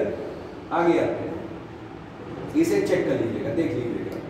अब आगे आ जाइए, ये याद कर लीजिएगा कृषि से संबंधित अन्य महत्वपूर्ण तथ्य, जैसे आम के उत्पादन में प्रमुख है कौन, लखनऊ, सहारनपुर और बुलंदशहर, ठीक है ना, क्लियर। लखनऊ देख लिया जाए, लखनऊ का मलिहाबाद काफी फेमस है, ये आप लोगों को पता है, ठीक है ना, मलिहाबादी आम है। अब उसी जो मलिहाबादी आम था, ठीक है ना, जो केंद्र था, उसी को उपोष्ण बागवानी केंद्र बना दिया गया है। क्या बना दिया गया है, उपोष्ण बागवानी केंद्र बना दिया गया है, ठीक है ना, क्लियर, समझ में आया। आगे आइए, गन्ना के उत्पादन में प्रमुख कौन है, तराई क्षेत्र, अपना तराई बेल्ट जो है, ठीक है ना, क्लियर। वो क्या है, गन्ना के उत्पादन में आंवला जाना जा रहा है प्रतापगढ़, ठीक है ना। आंवला एक जगह भी है, कौन बताएगा कि कहाँ है। आंवला एक स्थान भी उत्तर प्रदेश में बड़ा फेमस है, माचिस उद्योग के लिए। आंवला, आंवला जो है एनटीपीसी की एक योजना भी है, ताप विद्युत भी है। बताइए आंवला कहाँ है, आंवला बुलंदशहर में है, तो नरौरा कहाँ है, खुर्जा कहाँ है। ये सब फेमस जगहें हैं जो उत्तर प्रदेश में प्रीलिम्स में मिलती हैं आपको। आंवला बरेली में है, आंवला बरेली में है, ये ध्यान में रखिएगा, ठीक है ना, क्लियर। माचिस उद्योग के लिए आंवला फेमस है, ठीक। और आंवला वैसे खाने वाला आंवला कहाँ है, प्रोडक्शन में प्रतापगढ़, ठीक है ना। प्रतापगढ़ किस नदी के किनारे है, किस नदी के किनारे है, सई नदी के किनारे। किसकी सहायक है, सई किसकी सहायक है, सारे पूछे हुए प्रश्न पूछ रहा हूं। सई किसकी सहायक है, गोमती की। गोमती नदी कहाँ से निकलती है, गोमती नदी कहाँ से निकलती है, फुलहर झील, पीलीभीत, फुलहर झील, पीलीभीत। ये सब प्रश्न रटे रहिए, एकदम आते हैं, सारे आए हुए प्रश्न पूछे जा रहे हैं। आगे आइए, हल्दी, हल्दी कहाँ होता है, बुंदेलखंड से। हल्दी कहाँ है, बुंदेलखंड से। अफीम, अफीम बाराबंकी, ठीक है ना, बाराबंकी में है, ठीक है ना। इसके अलावा गाजीपुर में भी है, ठीक है ना। उत्पादन के मामले में अगर देखा जाए तो हमारा गाजीपुर भी है और कहाँ है, बाराबंकी भी है, ठीक, क्लियर। आगे आइए, अमरूद के लिए प्रशिक्षण एवं प्रयोग केंद्र प्रयागराज, ठीक है ना।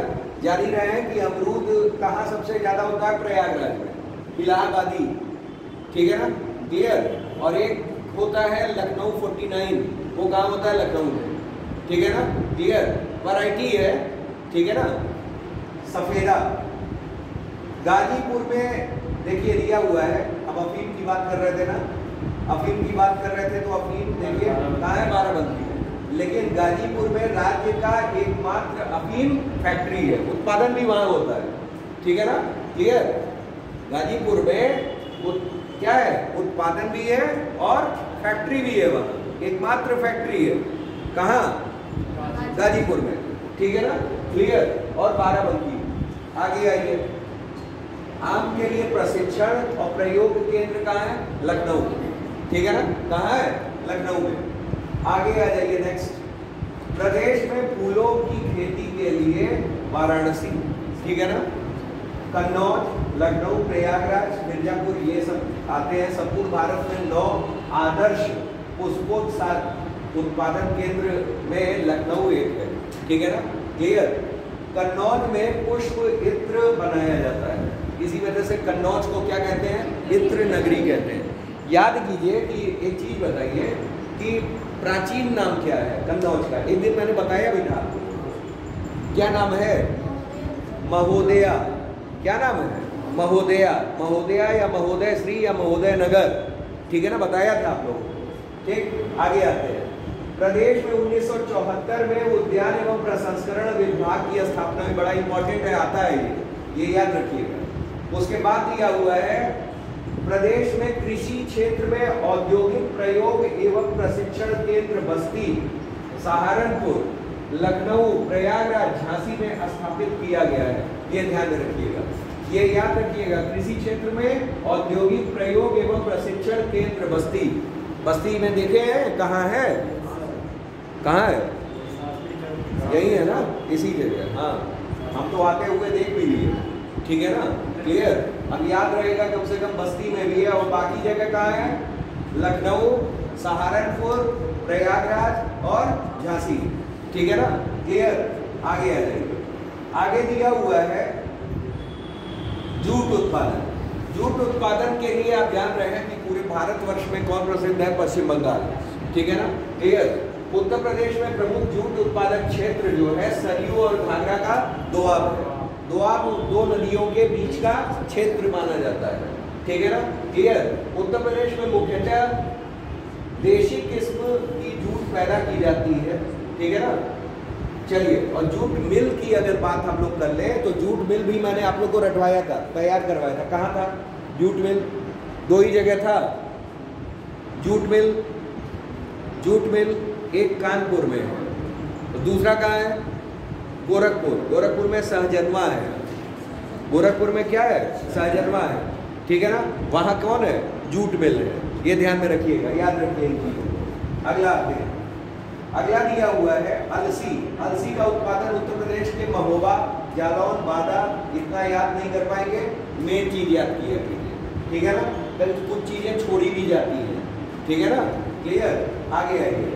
उत्तर प्रदेश में प्रमुख उत्पादक जिले, फल उत्पादन। इन चीजों को देखिए, पढ़ लीजिएगा आप लोग, ठीक है ना। ये चीजें बहुत ज्यादा पढ़ाने वाली नहीं है, खुद से पढ़ने वाली है, ये ध्यान में रखिएगा।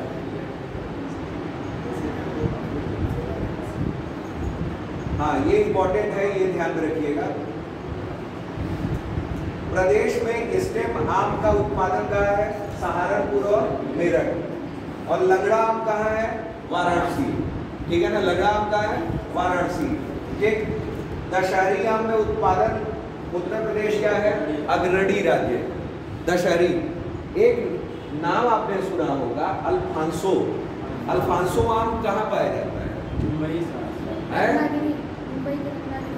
रत्नागिरी में, गुड, ठीक है ना। रत्नागिरी डिस्ट्रिक्ट कहाँ है, महाराष्ट्र, ठीक है ना। रत्नागिरी डिस्ट्रिक्ट कहाँ है, महाराष्ट्र। अल्फांसो आम भी दशहरी की ही एक वैरायटी है, वही है, लेकिन नाम जगह जगह पे क्या है, अलग अलग है। तो अल्फांसो आम के लिए क्या जाना जाता है, रत्नागिरी डिस्ट्रिक्ट, ठीक है ना। एसएससी और एसएससी जैसे इम्तहानों में भी ये प्रश्न आया हुआ है, ठीक है ना, क्लियर। तो रत्नागिरी डिस्ट्रिक्ट किसके लिए फेमस है, अल्फांसो आम के लिए फेमस है, ठीक है ना, अल्फांसो आम। और एक चीज जानिएगा कि रत्नागिरी जो है महाराष्ट्र का, ठीक है ना, वहाँ एक एटॉमिक सेंटर है। एनीवन एल्स, कोई? नरौरा को आप बुलंदशहर से ले जाकर के वहाँ फिट कर रहे हैं क्या? अभी कल ही मैंने बताया है, तारापुर।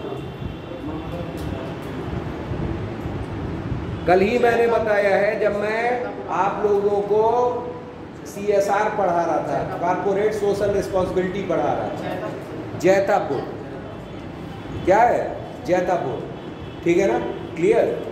जैतापुर जो है महाराष्ट्र में रत्नागिरी डिस्ट्रिक्ट में है। फ्रांस की एक कंपनी है अरेवा, ठीक है ना, उसी के सहयोग से ये लगाया जा रहा है प्लांट, ये ध्यान में रखिएगा, ठीक है ना, क्लियर। चलिए आगे आइए।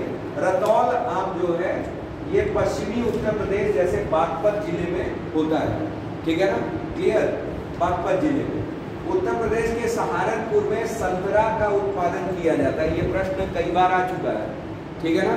2015 का उत्तर प्रदेश लोअर PCS था, उसमें ये प्रश्न आया था, ठीक है ना। मेंस में क्या आया था कि संतरा का उत्पादन सबसे ज्यादा उत्तर प्रदेश में कहाँ होता है, कौन सा जिला, सहारनपुर, ठीक है ना, क्लियर। संतरे में नागपुरी, एम्पदर और लड्डू किस्मों का उत्पादन किया जाता है, ठीक है ना, क्लियर। फिर उसके बाद देखिए यहाँ अमरूद का उत्पादन आप जान रहे हैं, प्रयागराज, ठीक। और कौन कौन है? एक इलाहाबादी सफेदा, अभी मैंने नाम लिया, और लखनऊ 49, इसको सरदार भी कहते हैं, ललित, सूरखा, ठीक है ना। ये सब अमरूद की किस्में हैं, ये चारों किस्में याद कर लीजिएगा, कहीं ना कहीं भेंट वार्ता हो जाती है एग्रीकल्चर के पेपर में, ठीक है ना। और जो बच्चे आरओ दे रहे होंगे वो आरओ में ये याद रखिएगा कि आरओ में एग्रीकल्चर का भी पेपर है, 2 से 3 प्रश्न, कभी कभी 4 प्रश्न एग्रीकल्चर के आते ही हैं, पेपर उठा करके देख सकते हैं, ठीक है ना। तो उसमें ये सब जरूर आते हैं, इलाहाबादी सफेदा हो गया, लखनऊ 49 हो गया, ललित हो गया, सूरखा हो गया, ये सब जो है ये सब आते हैं। अगला लिखिए माल्टा। माल्टा का उत्पादन जो है ये उत्तर प्रदेश के इन जिलों में है, मेनली जानिएगा सहारनपुर ही है, जितने भी संतरे की वैरायटी है वो सब कहाँ है? सब सहारनपुर में मैक्सिमम है, ये ध्यान में रखिएगा, ठीक। आगे आ जाते हैं, उत्तर प्रदेश में फसल चक्र है, ठीक है ना, इन जिलों में है, 3 है, ये ध्यान में रखिएगा, ये मेंस में भी पूछा जाता है फसल चक्र के बारे में, ठीक है ना, क्लियर।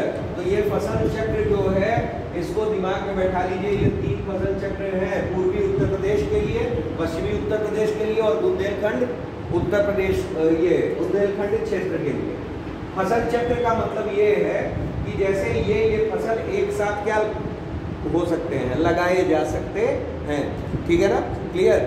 जैसे धान हो गया, मसूर हो गया, ज्वार, अरहर, गेहूं, धान, मटर, ठीक है ना। तो मतलब एक साथ ये किए जा सकते हैं, ठीक है ना, क्लियर।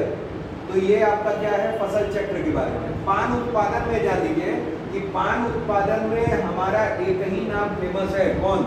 महोबा। और अनुसंधान केंद्र भी पूछा जाए, पान अनुसंधान केंद्र कहाँ है, तो वो भी कहाँ है? महोबा में, ठीक है ना, ठीक है, ये जान लीजिए। आगे आ जाइए, आंवला उत्पादन आप जान चुके हो कहाँ है? प्रतापगढ़ में, ठीक है ना, क्लियर।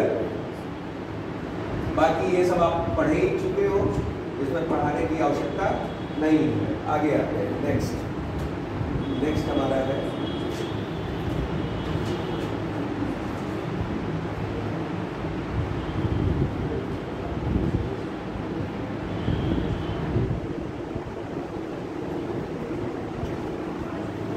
देखिए, ये है आपका एक प्रोडक्शन है, ठीक है ना, प्रोडक्शन है उत्तर प्रदेश में किन फसलों का क्या रहा है, ये बदलता रहता है, इसे अभी छोड़ दीजिए। और ये देख लीजिए बाजरे के बारे में, ये किस उसमें आती है, फिर क्या आता है? बाजरा हो गया, मक्का हो गया, जौ हो गया, चना हो गया, अरहर हो गया, गन्ना हो गया, कपास हो गया, ठीक है ना। किस ऋतु की फसल है, कब कब बोई जाती है और कौन कौन से राज्य हैं, ठीक है ना। इसे पढ़ाने की आवश्यकता नहीं है, लेकिन आपको पढ़ने की इसको आवश्यकता है, ठीक है ना। इसमें पढ़ाएंगे फालतू में वही चीज़, वो याद ही करने वाली चीज़ है कि खरीफ की फसल कौन है, रबी की फसल कौन है, जायद की फसल कौन है, कौन किस ऋतु में बोई जा रही है और कौन सा जिला, ठीक है ना, मैक्सिमम उत्पादन कर रहा है, ठीक। ये डेटा अंत में दिया जाता है, डेटा उसको देख करके चले जाइए, वही आपके लिए सफिशिएंट होता है, ठीक है ना। तो अभी प्रथम द्वितीय न याद कीजिएगा, उत्तर प्रदेश जिसके लिए जाना जाता है उसे याद रखिए। जैसे दुग्ध उत्पादन में उत्तर प्रदेश नंबर 1 है, चावल उत्पादन में नंबर 2 है, गेहूं में नंबर 1 है, कुल खाद्यान्न में नंबर 1 है, ठीक है ना। तो जिसमें नंबर 1 है वो याद रखिए, वो याद रखिए बस, ठीक है ना। बाकी बदलते रहते हैं हमेशा, ठीक है ना। तो आखिरी में इम्तहान के पहले दिया जाता है डेटा, ठीक है ना, वो डेटा ही आखिरी में दीजिए, देख लीजिए और वही पढ़ करके जाइए। हम लोग ये साल भर नहीं देखते हैं कि कौन नंबर 1 पे जा रहा है, कौन नंबर 2 पे जा रहा है। खनिज हो गए जितने, ठीक है ना, फसलें जितने हो गए, ठीक, ये डेटा अंत में देखा जाता है, ठीक है ना, क्लियर। चलिए आगे आते हैं, नेक्स्ट हमारा दिया हुआ है ये है हमारा एक जिला एक उत्पाद योजना के तहत जिलावार चिन्हित उत्पाद, कौन कौन से उत्पाद, ठीक है ना, क्लियर। इनको हमको देखना है, ये ध्यान रखिएगा। जैसे ओडीओपी में आपको क्या कहा गया कि ये चिन्हित उत्पाद हैं, इन्हें याद रखना है हर बोर्ड से। 75 जिले हैं और 75 उत्पाद हैं, इनके याद करने के तरीके क्या हैं, आप अपने से ही ईजाद करते हैं। लेकिन कुछ हम बता दे रहे हैं जिसको एक तरह से वाले आप एक तरह कर लो। जैसे है क्या, आजमगढ़ आपको दिख रहा है, एक दिन आपको शायद बताया भी था थोड़ा सा, इसको जान लीजिए। आजमगढ़ किसके लिए है? काली मिट्टी के लिए, ठीक है ना। टेराकोटा मिट्टी के लिए कौन है? गोरखपुर। टेराकोटा मिट्टी के लिए कौन है? गोरखपुर है कि नहीं है? ठीक। उसके बाद आ जाइए खुर्जा, बुलंदशहर। खुर्जा बुलंदशहर किसके लिए है? चीनी मिट्टी के लिए। पता है कि नहीं है? पता है। तो एक तरह वाले एक तरफ हो गए कि नहीं हो गए? हो गए। आइए प्रसंस्करण पे आते हैं। प्रसंस्करण पे आइए। प्रसंस्करण पे आ जाए तो प्रसंस्करण वाले सारे एक तरफ कर दो आप। जैसे चावल प्रसंस्करण में, यानी काला नमक चावल प्रसंस्करण के लिए कौन प्रसिद्ध है? सिद्धार्थनगर, ठीक है ना। क्लियर। दाल प्रसंस्करण, दाल प्रसंस्करण में देखो दो जगह है, एक हमारा कौन है? एक हमारा बलरामपुर है, एक हमारा गोंडा है शायद, आप एक बार चेक कर लो, ठीक है ना। दाल प्रसंस्करण, ठीक। दाल प्रसंस्करण की बात कर ले तो हमारा कौन है? ठीक। देखिए प्रसंस्करण वाले एक जगह कर लीजिए। आइए दाल प्रसंस्करण क्या दिया है? गोंडा दिया है, ठीक। एक जगह और होगा कौन? प्रतापगढ़। प्रतापगढ़ खोलिएगा, प्रतापगढ़ है, देखिए प्रतापगढ़ है, बलरामपुर, बलरामपुर मैंने नाम लिया था, प्रतापगढ़ आंवला के लिए, ठीक। तो बलरामपुर और गोंडा किसके लिए? दाल प्रसंस्करण। काला नमक प्रसंस्करण के लिए कौन? सिद्धार्थनगर। आंवला प्रसंस्करण के लिए कौन? प्रतापगढ़। आंवला प्रसंस्करण के लिए प्रतापगढ़। दाल प्रसंस्करण के लिए गोंडा और बलरामपुर। उसके बाद आइए केला प्रसंस्करण, ठीक। केला प्रसंस्करण के लिए कौशाम्बी, देखिए, ठीक है ना। केला प्रसंस्करण के लिए कौन? कौशाम्बी दिया है कि नहीं? कौशाम्बी। उसके बाद आइए, उसके बाद कौन प्रसंस्करण बचा? आंवला। आंवला का प्रतापगढ़ हो गया, ठीक। दाल हो गया, ठीक है ना, क्लियर। उसके बाद जो है आप एक ही तरह वाली चीजें, जैसे खाने वाली चीजें एक जगह कर लो। गुड़, गुड़ के लिए मुजफ्फरनगर, ठीक है ना, क्लियर। मुजफ्फरनगर। और खाने वाली जो चीजें हैं उनको एक तरफ कर लीजिए, ठीक है ना। जैसे खाने वाली कौन सी चीज है? मान लीजिए हींग है, हींग कहाँ की है? हाथरस की है, ठीक है ना, क्लियर। तो इस गुड़ आपका अयोध्या भी है, गुड़ कहाँ है? अयोध्या भी है, ठीक है ना, क्लियर। तो आप जो है इसी तरीके से एक जगह करके क्या कर लेंगे? याद कर लेंगे, ठीक है ना, क्लियर।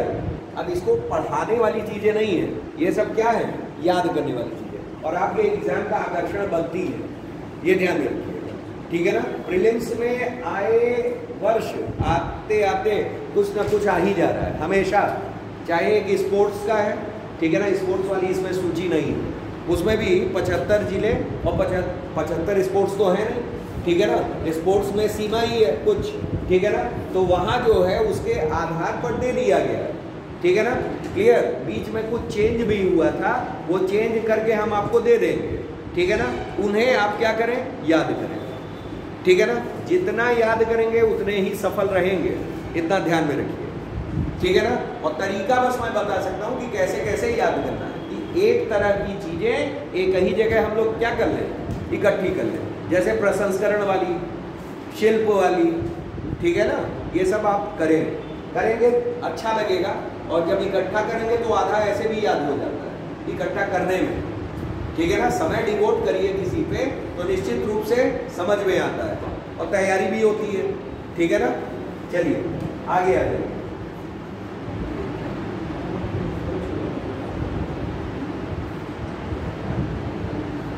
अब दिया है उत्तर प्रदेश में विद्युत परियोजनाएं, ठीक है ना। एक मेंस का टॉपिक है, ठीक है ना, नवीकरणीय और गैर नवीकरणीय, ठीक है ना, ऊर्जा स्रोत। ठीक है ना। उसमें पहले प्रीलिम्स का पोर्शन एक बार देख लीजिए कि क्या क्या चीजें हो सकती है। फिलहाल में जानिए, ऊर्जा वर्तमान में मानव की प्राथमिक आवश्यकता बन गई है। बढ़ती, ये तो दुनियादारी लिखा हुआ है, उसको छोड़ दीजिए, ठीक। हाँ, यहाँ आ जाइए 31 दिसंबर 2023 तक, ठीक है ना। 31 दिसंबर 2023 तक ये बहुत इंपॉर्टेंट डेटा है। इसे अभी फिलहाल में जब तक चेंज नहीं हो रहा है, ठीक है ना, इसे याद रखना है, ठीक है ना। दिया 31 दिसंबर 2023 तक की स्थिति के अनुसार उत्तर प्रदेश में विद्युत की कुल संस्थापित क्षमता इतना मेगावाट है। ये डेटा याद करने की आवश्यकता नहीं है अभी फिलहाल। लेकिन कौन कौन से क्षेत्र हैं जिनमें सबसे ज्यादा है या किसका कितना क्षेत्र, जैसे दे दिया जाता है 4 क्षेत्र दे देते हैं। पहले तो आपको पहचानने को आता है कि नवीकरणीय कौन है और गैर नवीकरणीय कौन है। एक दिन शायद मैंने आप लोग को बताया भी था कि नवीकरणीय कौन है। नवीकरणीय जो होंगी वो आपकी कौन होगी, वो गैर परंपरागत होंगी, ठीक है ना। और जो परंपरागत वाली होंगी वो क्या होंगी, अनवीकरणीय होंगी, ठीक है ना। क्लियर। आपको ये पूछता है और उनमें से सेलेक्ट करना रहता है। दूसरा क्या है, दूसरा जो भी ऊर्जा के स्रोत हैं, ठीक है ना, जो भी ऊर्जा के स्रोत हैं उनका प्रोडक्शन उत्तर प्रदेश में सबसे ज्यादा किस क्षेत्र में हो रहा है, ठीक है ना। जैसे मान लीजिए दे दिया कि तापीय ऊर्जा, परमाणु ऊर्जा, ठीक है ना, जल विद्युत ऊर्जा, ठीक है ना। तो मतलब इन तीनों में दे दिया या और कुछ दे दिया, कोयला आधारित दे दिया, और चारों को आपको क्या कहना है, क्रम से लगाना है, ठीक है ना। क्रम से लगाना है कि सबसे ज्यादा उत्पादन किससे हो रहा है, ठीक है ना। सबसे ज्यादा उत्पादन किससे हो रहा है, तो वो डेटा को आपको क्या करना है, उसी के आधार पर लगाना है, ठीक है ना।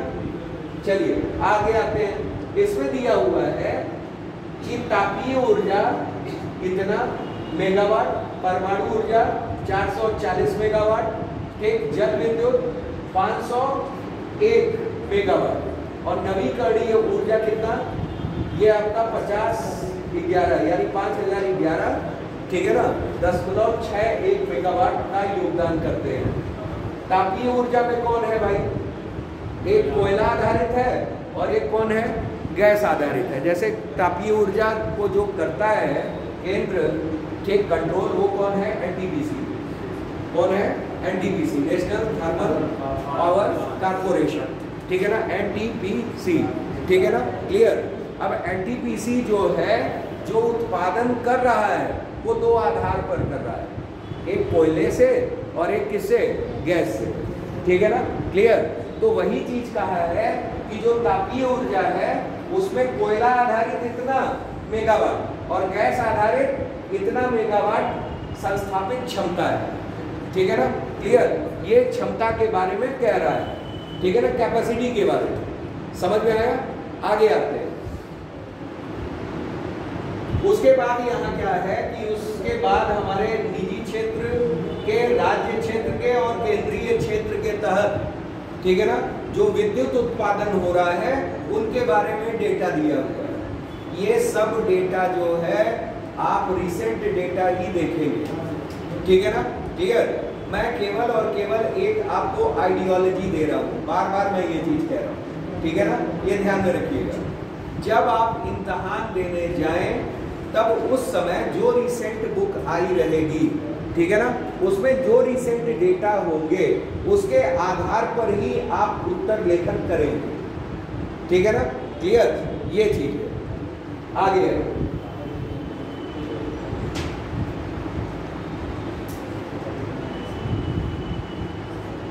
ये है आपके प्रीलिम्स का, इसे आप लोग याद करेंगे, जान लीजिए। उत्तर प्रदेश में ये दिया हुआ है, कई बार ये प्रश्न आया भी है कि उत्तर प्रदेश में एनटीपीसी, ठीक है ना, तापीय ऊर्जा का यही वो है। तो तापीय ऊर्जा द्वारा स्थापित ताप विद्युत संयंत्र कौन कौन से हैं, इन्हें जान लीजिए। एक है सिंगरौली, ठीक है ना, सिंगरौली। सिंगरौली कहाँ है, सोनभद्र में। ये सीधे सीधे ऑप्शंस आपको आते हैं 4 मैच करने को कि सिंगरौली कहाँ है, सिंगरौली कहाँ है, सोनभद्र में।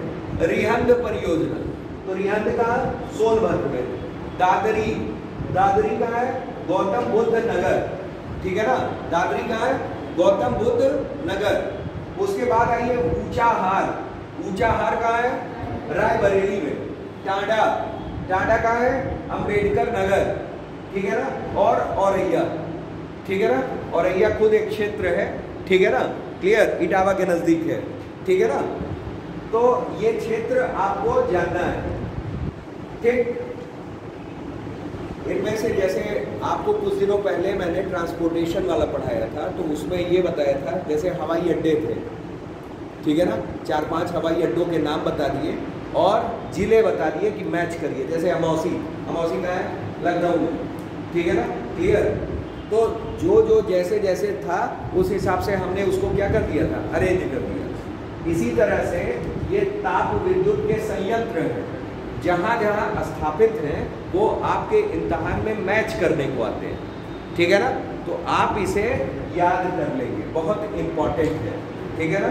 फिर से जान लीजिए, सिंगरौली कहाँ है? सोनभद्र में। रिहंद कहाँ है? सोनभद्र में। दादरी कहाँ है? गौतम बुद्ध नगर में। ऊंचाहार कहाँ है? रायबरेली में। टांडा कहाँ है? अंबेडकर नगर में। और औरैया, ठीक है ना, औरैया भी उत्तर प्रदेश में। औरैया में गैस आधारित, दादरी में गैस और कोयला आधारित, शेष में कोयला आधारित ताप विद्युत संयंत्र है, ठीक है ना, क्लियर। यहाँ देखिए इंपॉर्टेंट फैक्ट दे दिया है, जैसे क्वेश्चन आते हैं। अभी मैंने यहाँ बताया था आपको कि कोयला एनटीपीसी जो विद्युत उत्पादन कर रहा है वो 2 आधारों पर कर रहा है। एक आधार कोयला है और एक आधार क्या है? गैस है, ठीक है ना। अब आपको प्रीलिम्स में क्वेश्चन इस तरीके से आते हैं कि ये बताओ कि एनटीपीसी द्वारा गैस आधारित विद्युत उत्पादन कहाँ कहाँ किया जा रहा है, ठीक है ना, क्लियर। या गैस आधारित कहाँ नहीं हो रहा है, कहाँ केवल कोयले से हो रहा है, ठीक है ना। तो यहाँ आपका लिख करके दे दिया है, देखिए कि औरैया में कैसा है? गैस आधारित। औरैया में कैसा है? गैस आधारित। दादरी में आप देखोगे तो गैस भी है एज वेल कोयला, कोल है, ठीक है ना, गैस एज वेल कोयला या कोल। आगे आइए, शेष में अगर देखा जाए तो कोयला आधारित ताप विद्युत संयंत्र है। शेष में अगर देखेंगे तो कहाँ है? सब कोयला वाले हैं। मतलब ऊंचाहार में देखो तो ऊंचाहार में भी क्या मिलेगा आपको? कोयला मिलेगा, ठीक है ना, क्लियर। ऊंचाहार में कोयला, ठीक। टांडा में कोयला, ठीक। कहाँ चला गया भाई?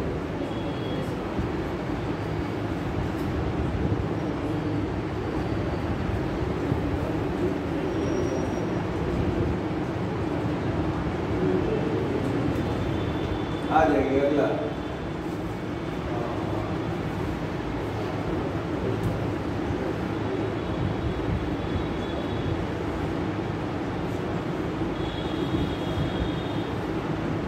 ठीक है ना, क्लियर। जैसे अभी मैं नाम याद करवा रहा था, ठीक, कि सिंगरौली कहाँ है? सोनभद्र, ठीक है ना, याद आपने किया। उसी तरह से ये बीच बीच में भी कुछ नाम हैं, इन्हें आप मेंशन अपने नोट्स में कर लीजिएगा। जैसे दिया हुआ है 12 ताप विद्युत संयंत्र, ये कहाँ है? प्रयागराज। इसे लिख लीजिए, 12 ताप विद्युत संयंत्र कहाँ है? प्रयागराज। उसके अलावा जो है, ठीक, इसे ब्रैकेट में लिख लीजिएगा, निजी क्षेत्र। किस क्षेत्र द्वारा? निजी क्षेत्र। जैसे एनटीपीसी क्या है? एनटीपीसी गवर्नमेंट की है, ठीक है ना, एक महारत्न कंपनी है। एनटीपीसी क्या है? महारत्न कंपनी, जिसकी स्थापना 1975 में हुई। कब हुई थी? 1975 में हुई थी। ये भी पूछा जाता है, ठीक है ना, क्लियर। अब जानिए, जैसे ये 12 ताप विद्युत संयंत्र है, ठीक, प्रयागराज में, ये निजी क्षेत्र द्वारा स्थापित है। कैसा है? निजी क्षेत्र, ठीक है ना। तो पूछ लिया जाएगा निम्नलिखित में से निजी क्षेत्र का कौन है? प्रीलिम्स में ऐसे ही आते हैं, ठीक, क्लियर। आगे आइए, आगे दिया हुआ है उत्तर प्रदेश राज्य विद्युत उत्पादन निगम के ताप विद्युत संयंत्र जो निर्माणाधीन है, ठीक है ना। ये उत्तर प्रदेश राज्य विद्युत से है, ठीक, एनटीपीसी से भी नहीं है। कौन कौन है ये जानिए। अनपरा, अनपरा कहाँ है? सोनभद्र। ओबरा, ओबरा कहाँ है? सोनभद्र। ठीक, उसके बाद दिया है हरदुआगंज। हरदुआगंज कई बार आया हुआ प्रश्न है, कहाँ है? अलीगढ़। हरदुआगंज। ठीक, जवाहरपुर। जवाहरपुर कहाँ है?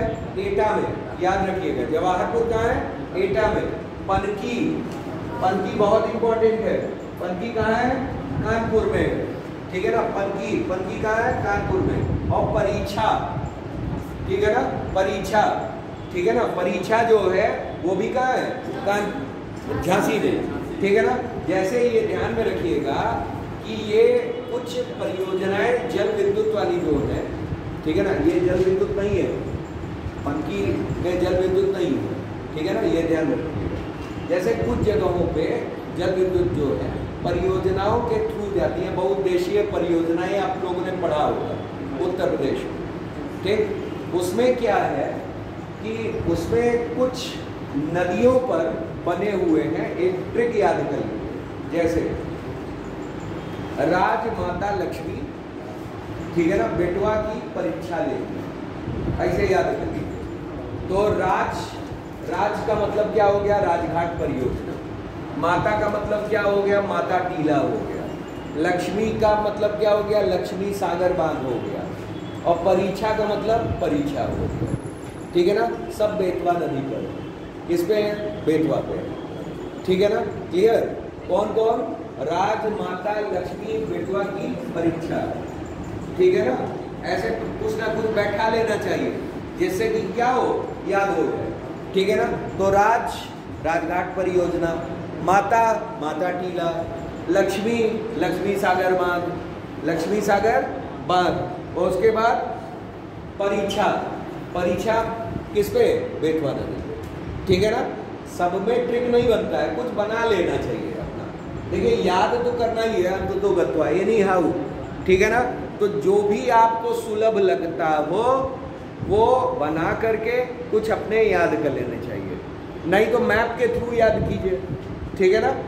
ये चीज़ है, सब में नहीं याद करना पड़ता है शॉर्ट ट्रिक। पता चला शॉर्ट ट्रिक कितना याद करेंगे, शॉर्ट ट्रिक के ज़्यादा चक्कर में ना पड़ा कीजिए, ठीक है ना। लेकिन जहाँ मिल जाए कुछ याद कर लेना चाहिए, ठीक है ना। चलिए आगे आइए। तो कौन कौन सी परियोजनाएं हैं? पहला है अनपरा। अनपरा कहाँ है?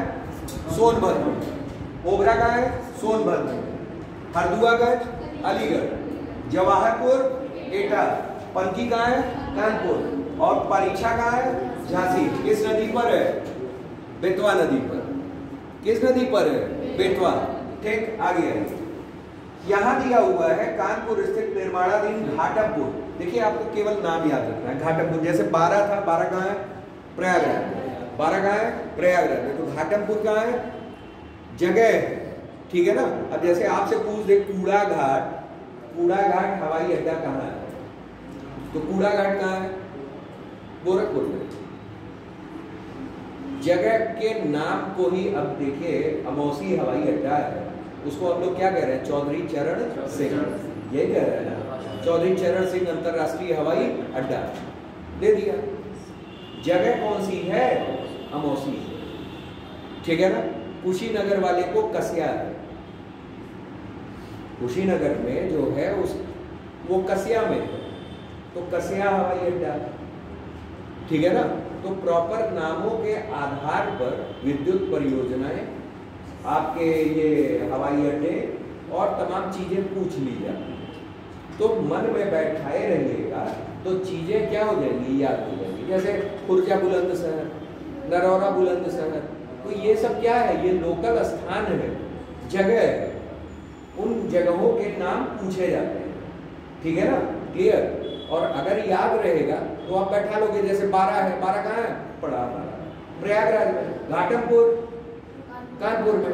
पनकी कानपुर में। जवाहरपुर एटा में। बैठाते सब याद हो जाता है। तो इस तरह से याद कीजिए, ये सब प्रीलिम्स में पूछे जाते हैं। और मेंस में भी बहुत टफ पेपर नहीं आता है। अब जैसे जो बच्चा याद कर रहा है, जैसे पेपर फर्स्ट में लोक नृत्य है या लोकगीत है, आप देखो हूबहू पेपर में ऐसे ही आया हुआ है। क्या आया हुआ है? उत्तर प्रदेश के लोक गीतों के बारे में लिखिए, उत्तर प्रदेश के लोक नृत्यों के बारे में लिखिए, उत्तर प्रदेश के जनजातियों के बारे में लिखिए। अब जनजातियां कौन कौन सी हैं पता ही है, थारू है, बोक्सा है, जौनसारी है ना, ठीक, किन किन क्षेत्रों में पाई जा रही है, सब वही लिखना है और सब याद करना है। किसी तरफ बोल दिया कि भाई एविएशन क्षेत्र में, ठीक है ना, नागरिक उड्डयन क्षेत्र में योगदान लिखिए और कौन कौन कहाँ है बताइए, तो बताना ही आपको लिखना है। इसी तरह विद्युत परियोजनाएं, तो विद्युत परियोजनाएं ये, ठीक है ना, तो नाम जितना याद रखेंगे, उदाहरण जितना देंगे, आपको नंबर मिलेगा। प्रीलिम्स भी तैयार होगा, मेंस भी तैयार होगा। बहुत टफ नहीं आता है, ये ध्यान में रखिए। टफ मान के चलिएगा तो कुछ भी तैयारी नहीं होगी, आसान मान के चलिए बस, ठीक है ना, क्लियर। चलिए, तो घाटमपुर कहाँ है हमारा, ठीक, अच्छा, घाटमपुर वाला जो है वो जो है किसके साथ है ये जानिए। ये जो है नेवेली लिग्नाइट के लिए उनका संयुक्त परियोजना है, उनकी संयुक्त परियोजना है। तो पूछा जाएगा निम्नलिखित में से विद्युत परियोजनाओं में कौन सा ताप विद्युत जो है वो हमारा संयुक्त उपक्रम है। तो आप क्या कहोगे, घाटमपुर। घाटमपुर क्या है, संयुक्त उपक्रम है, ठीक है ना, क्लियर। किसके साथ है, लिग्नाइट, जो नेवेली वाला है, ठीक है ना। भाई कोयला आधारित है, कोयला ताप बना रहे हैं हम लोग, ताप विद्युत बना रहे हैं कोयले से, ठीक है ना। तो नेवेली से कोयला लिए हैं, कौन सा कोयला, लिग्नाइट कोयला, ठीक है ना। कोयला भी पढ़े होंगे, 4 तरह के कोयले होते हैं। सबसे अच्छा कोयला कौन होता है? बिटुमिनस होता है। सबसे अच्छा कोयला कौन होता है? बेस्ट कोल कौन? एंथ्रासाइट। बेस्ट सोल कौन? कोल, एंथ्रासाइट। दूसरे नंबर पे बिटुमिनस। बिटुमिनस जो है भारत में सर्वाधिक मात्रा में पाया जाने वाला कोल है। 98% of the total coal in India is of क्या, बिटुमिनस टाइप। वो कौन है? बिटुमिनस टाइप, ठीक है ना। एंथ्रासाइट जो है वो बेस्ट क्वालिटी माना जाता है, जम्मू कश्मीर में पाया जाएगा। कहाँ पाया जाएगा? जम्मू कश्मीर में, ठीक है ना। बिटुमिनस 98% ऑफ द टोटल कोल पूरे इंडिया का, ठीक है ना, गोंडवाना रॉक्स से पाया जाता है। That one is obtained from Gondwana rocks, ठीक है ना, गोंडवाना चट्टानों से प्राप्त किया जाता है, ठीक है ना। तीसरा कोल जो होता है वो होता है लिग्नाइट। कौन होता है? लिग्नाइट कोल। लिग्नाइट कोल का जो केंद्र है वो कौन है? नेवेली, तमिलनाडु, यही है नेवेली, ठीक है ना। नेवेली लिग्नाइट कारपोरेशन, ठीक है ना, वहां सबसे ज्यादा होता है नेवेली में लिग्नाइट कोल। ये तीसरा है। और चौथा सबसे वर्स्ट पीट कोल। पीट कोल जो ऐसे कीजिए टूट जाता है, ठीक है ना। जो सबसे अच्छे क्वालिटी का कोल होगा उसमें कार्बन की मात्रा सबसे ज्यादा और नमी सबसे कम होगा, ठीक है ना। और वो जो सबसे वर्स्ट क्वालिटी होगा, कार्बन की मात्रा सबसे कम और नमी ज्यादा होगी। और नमी ज्यादा होगी तो धुआं भी सबसे ज्यादा होगा, ठीक है ना। सब एक दूसरे से जुड़े हुए हैं, समझ के याद कीजिए। आइए, ओबरा ताप विद्युत संयंत्र, ठीक है ना, ये ध्यान में रखिएगा, रूस के सहयोग से हुआ है। ये पूछा भी गया प्रश्न ओबरा का, ठीक है ना। किसके सहयोग से? रूस के सहयोग से। ओबरा कहाँ है? सोनभद्र, ठीक। अनपरा ताप विद्युत, अनपरा ताप विद्युत पे आ जाए तो अनपरा ताप विद्युत संयंत्र की पहली 3 और छठी अनपरा, बस आप याद रखो, ठीक है ना। बहुत ज्यादा अंदर याद करने की आवश्यकता नहीं है। आगे आ जाओ, फिर आ जाओ एनटीपीसी के प्रदेश में सौर आधारित प्रमुख प्रवर्तित परियोजनाएं कौन कौन सी हैं? ये सौर आधारित, ठीक है ना, सौर से बिजली बना रहे हैं। कहाँ है भाई? इसे देख लीजिए, ठीक। पहला है आपका कहाँ? बिल्हौर कानपुर, ठीक है ना, बिल्हौर कानपुर, ये ध्यान में रखिएगा, बिल्हौर कानपुर। दादरी, दादरी आप लोग सुने थे, दादरी कहाँ था? गौतम बुद्ध नगर। दादरी कहाँ था? गौतम बुद्ध नगर। फिर उसके बाद ऊंचाहार, ठीक है ना, ऊंचाहार रायबरेली, ठीक है ना। फिर उसके बाद सिंगरौली सोनभद्र और औरैया, ठीक है ना। ये आप लिख सकते हैं कि ये कैसी है? सौर ऊर्जा परियोजना है, ठीक है ना, सौर ऊर्जा परियोजना है, ठीक। उसके अलावा जान लीजिए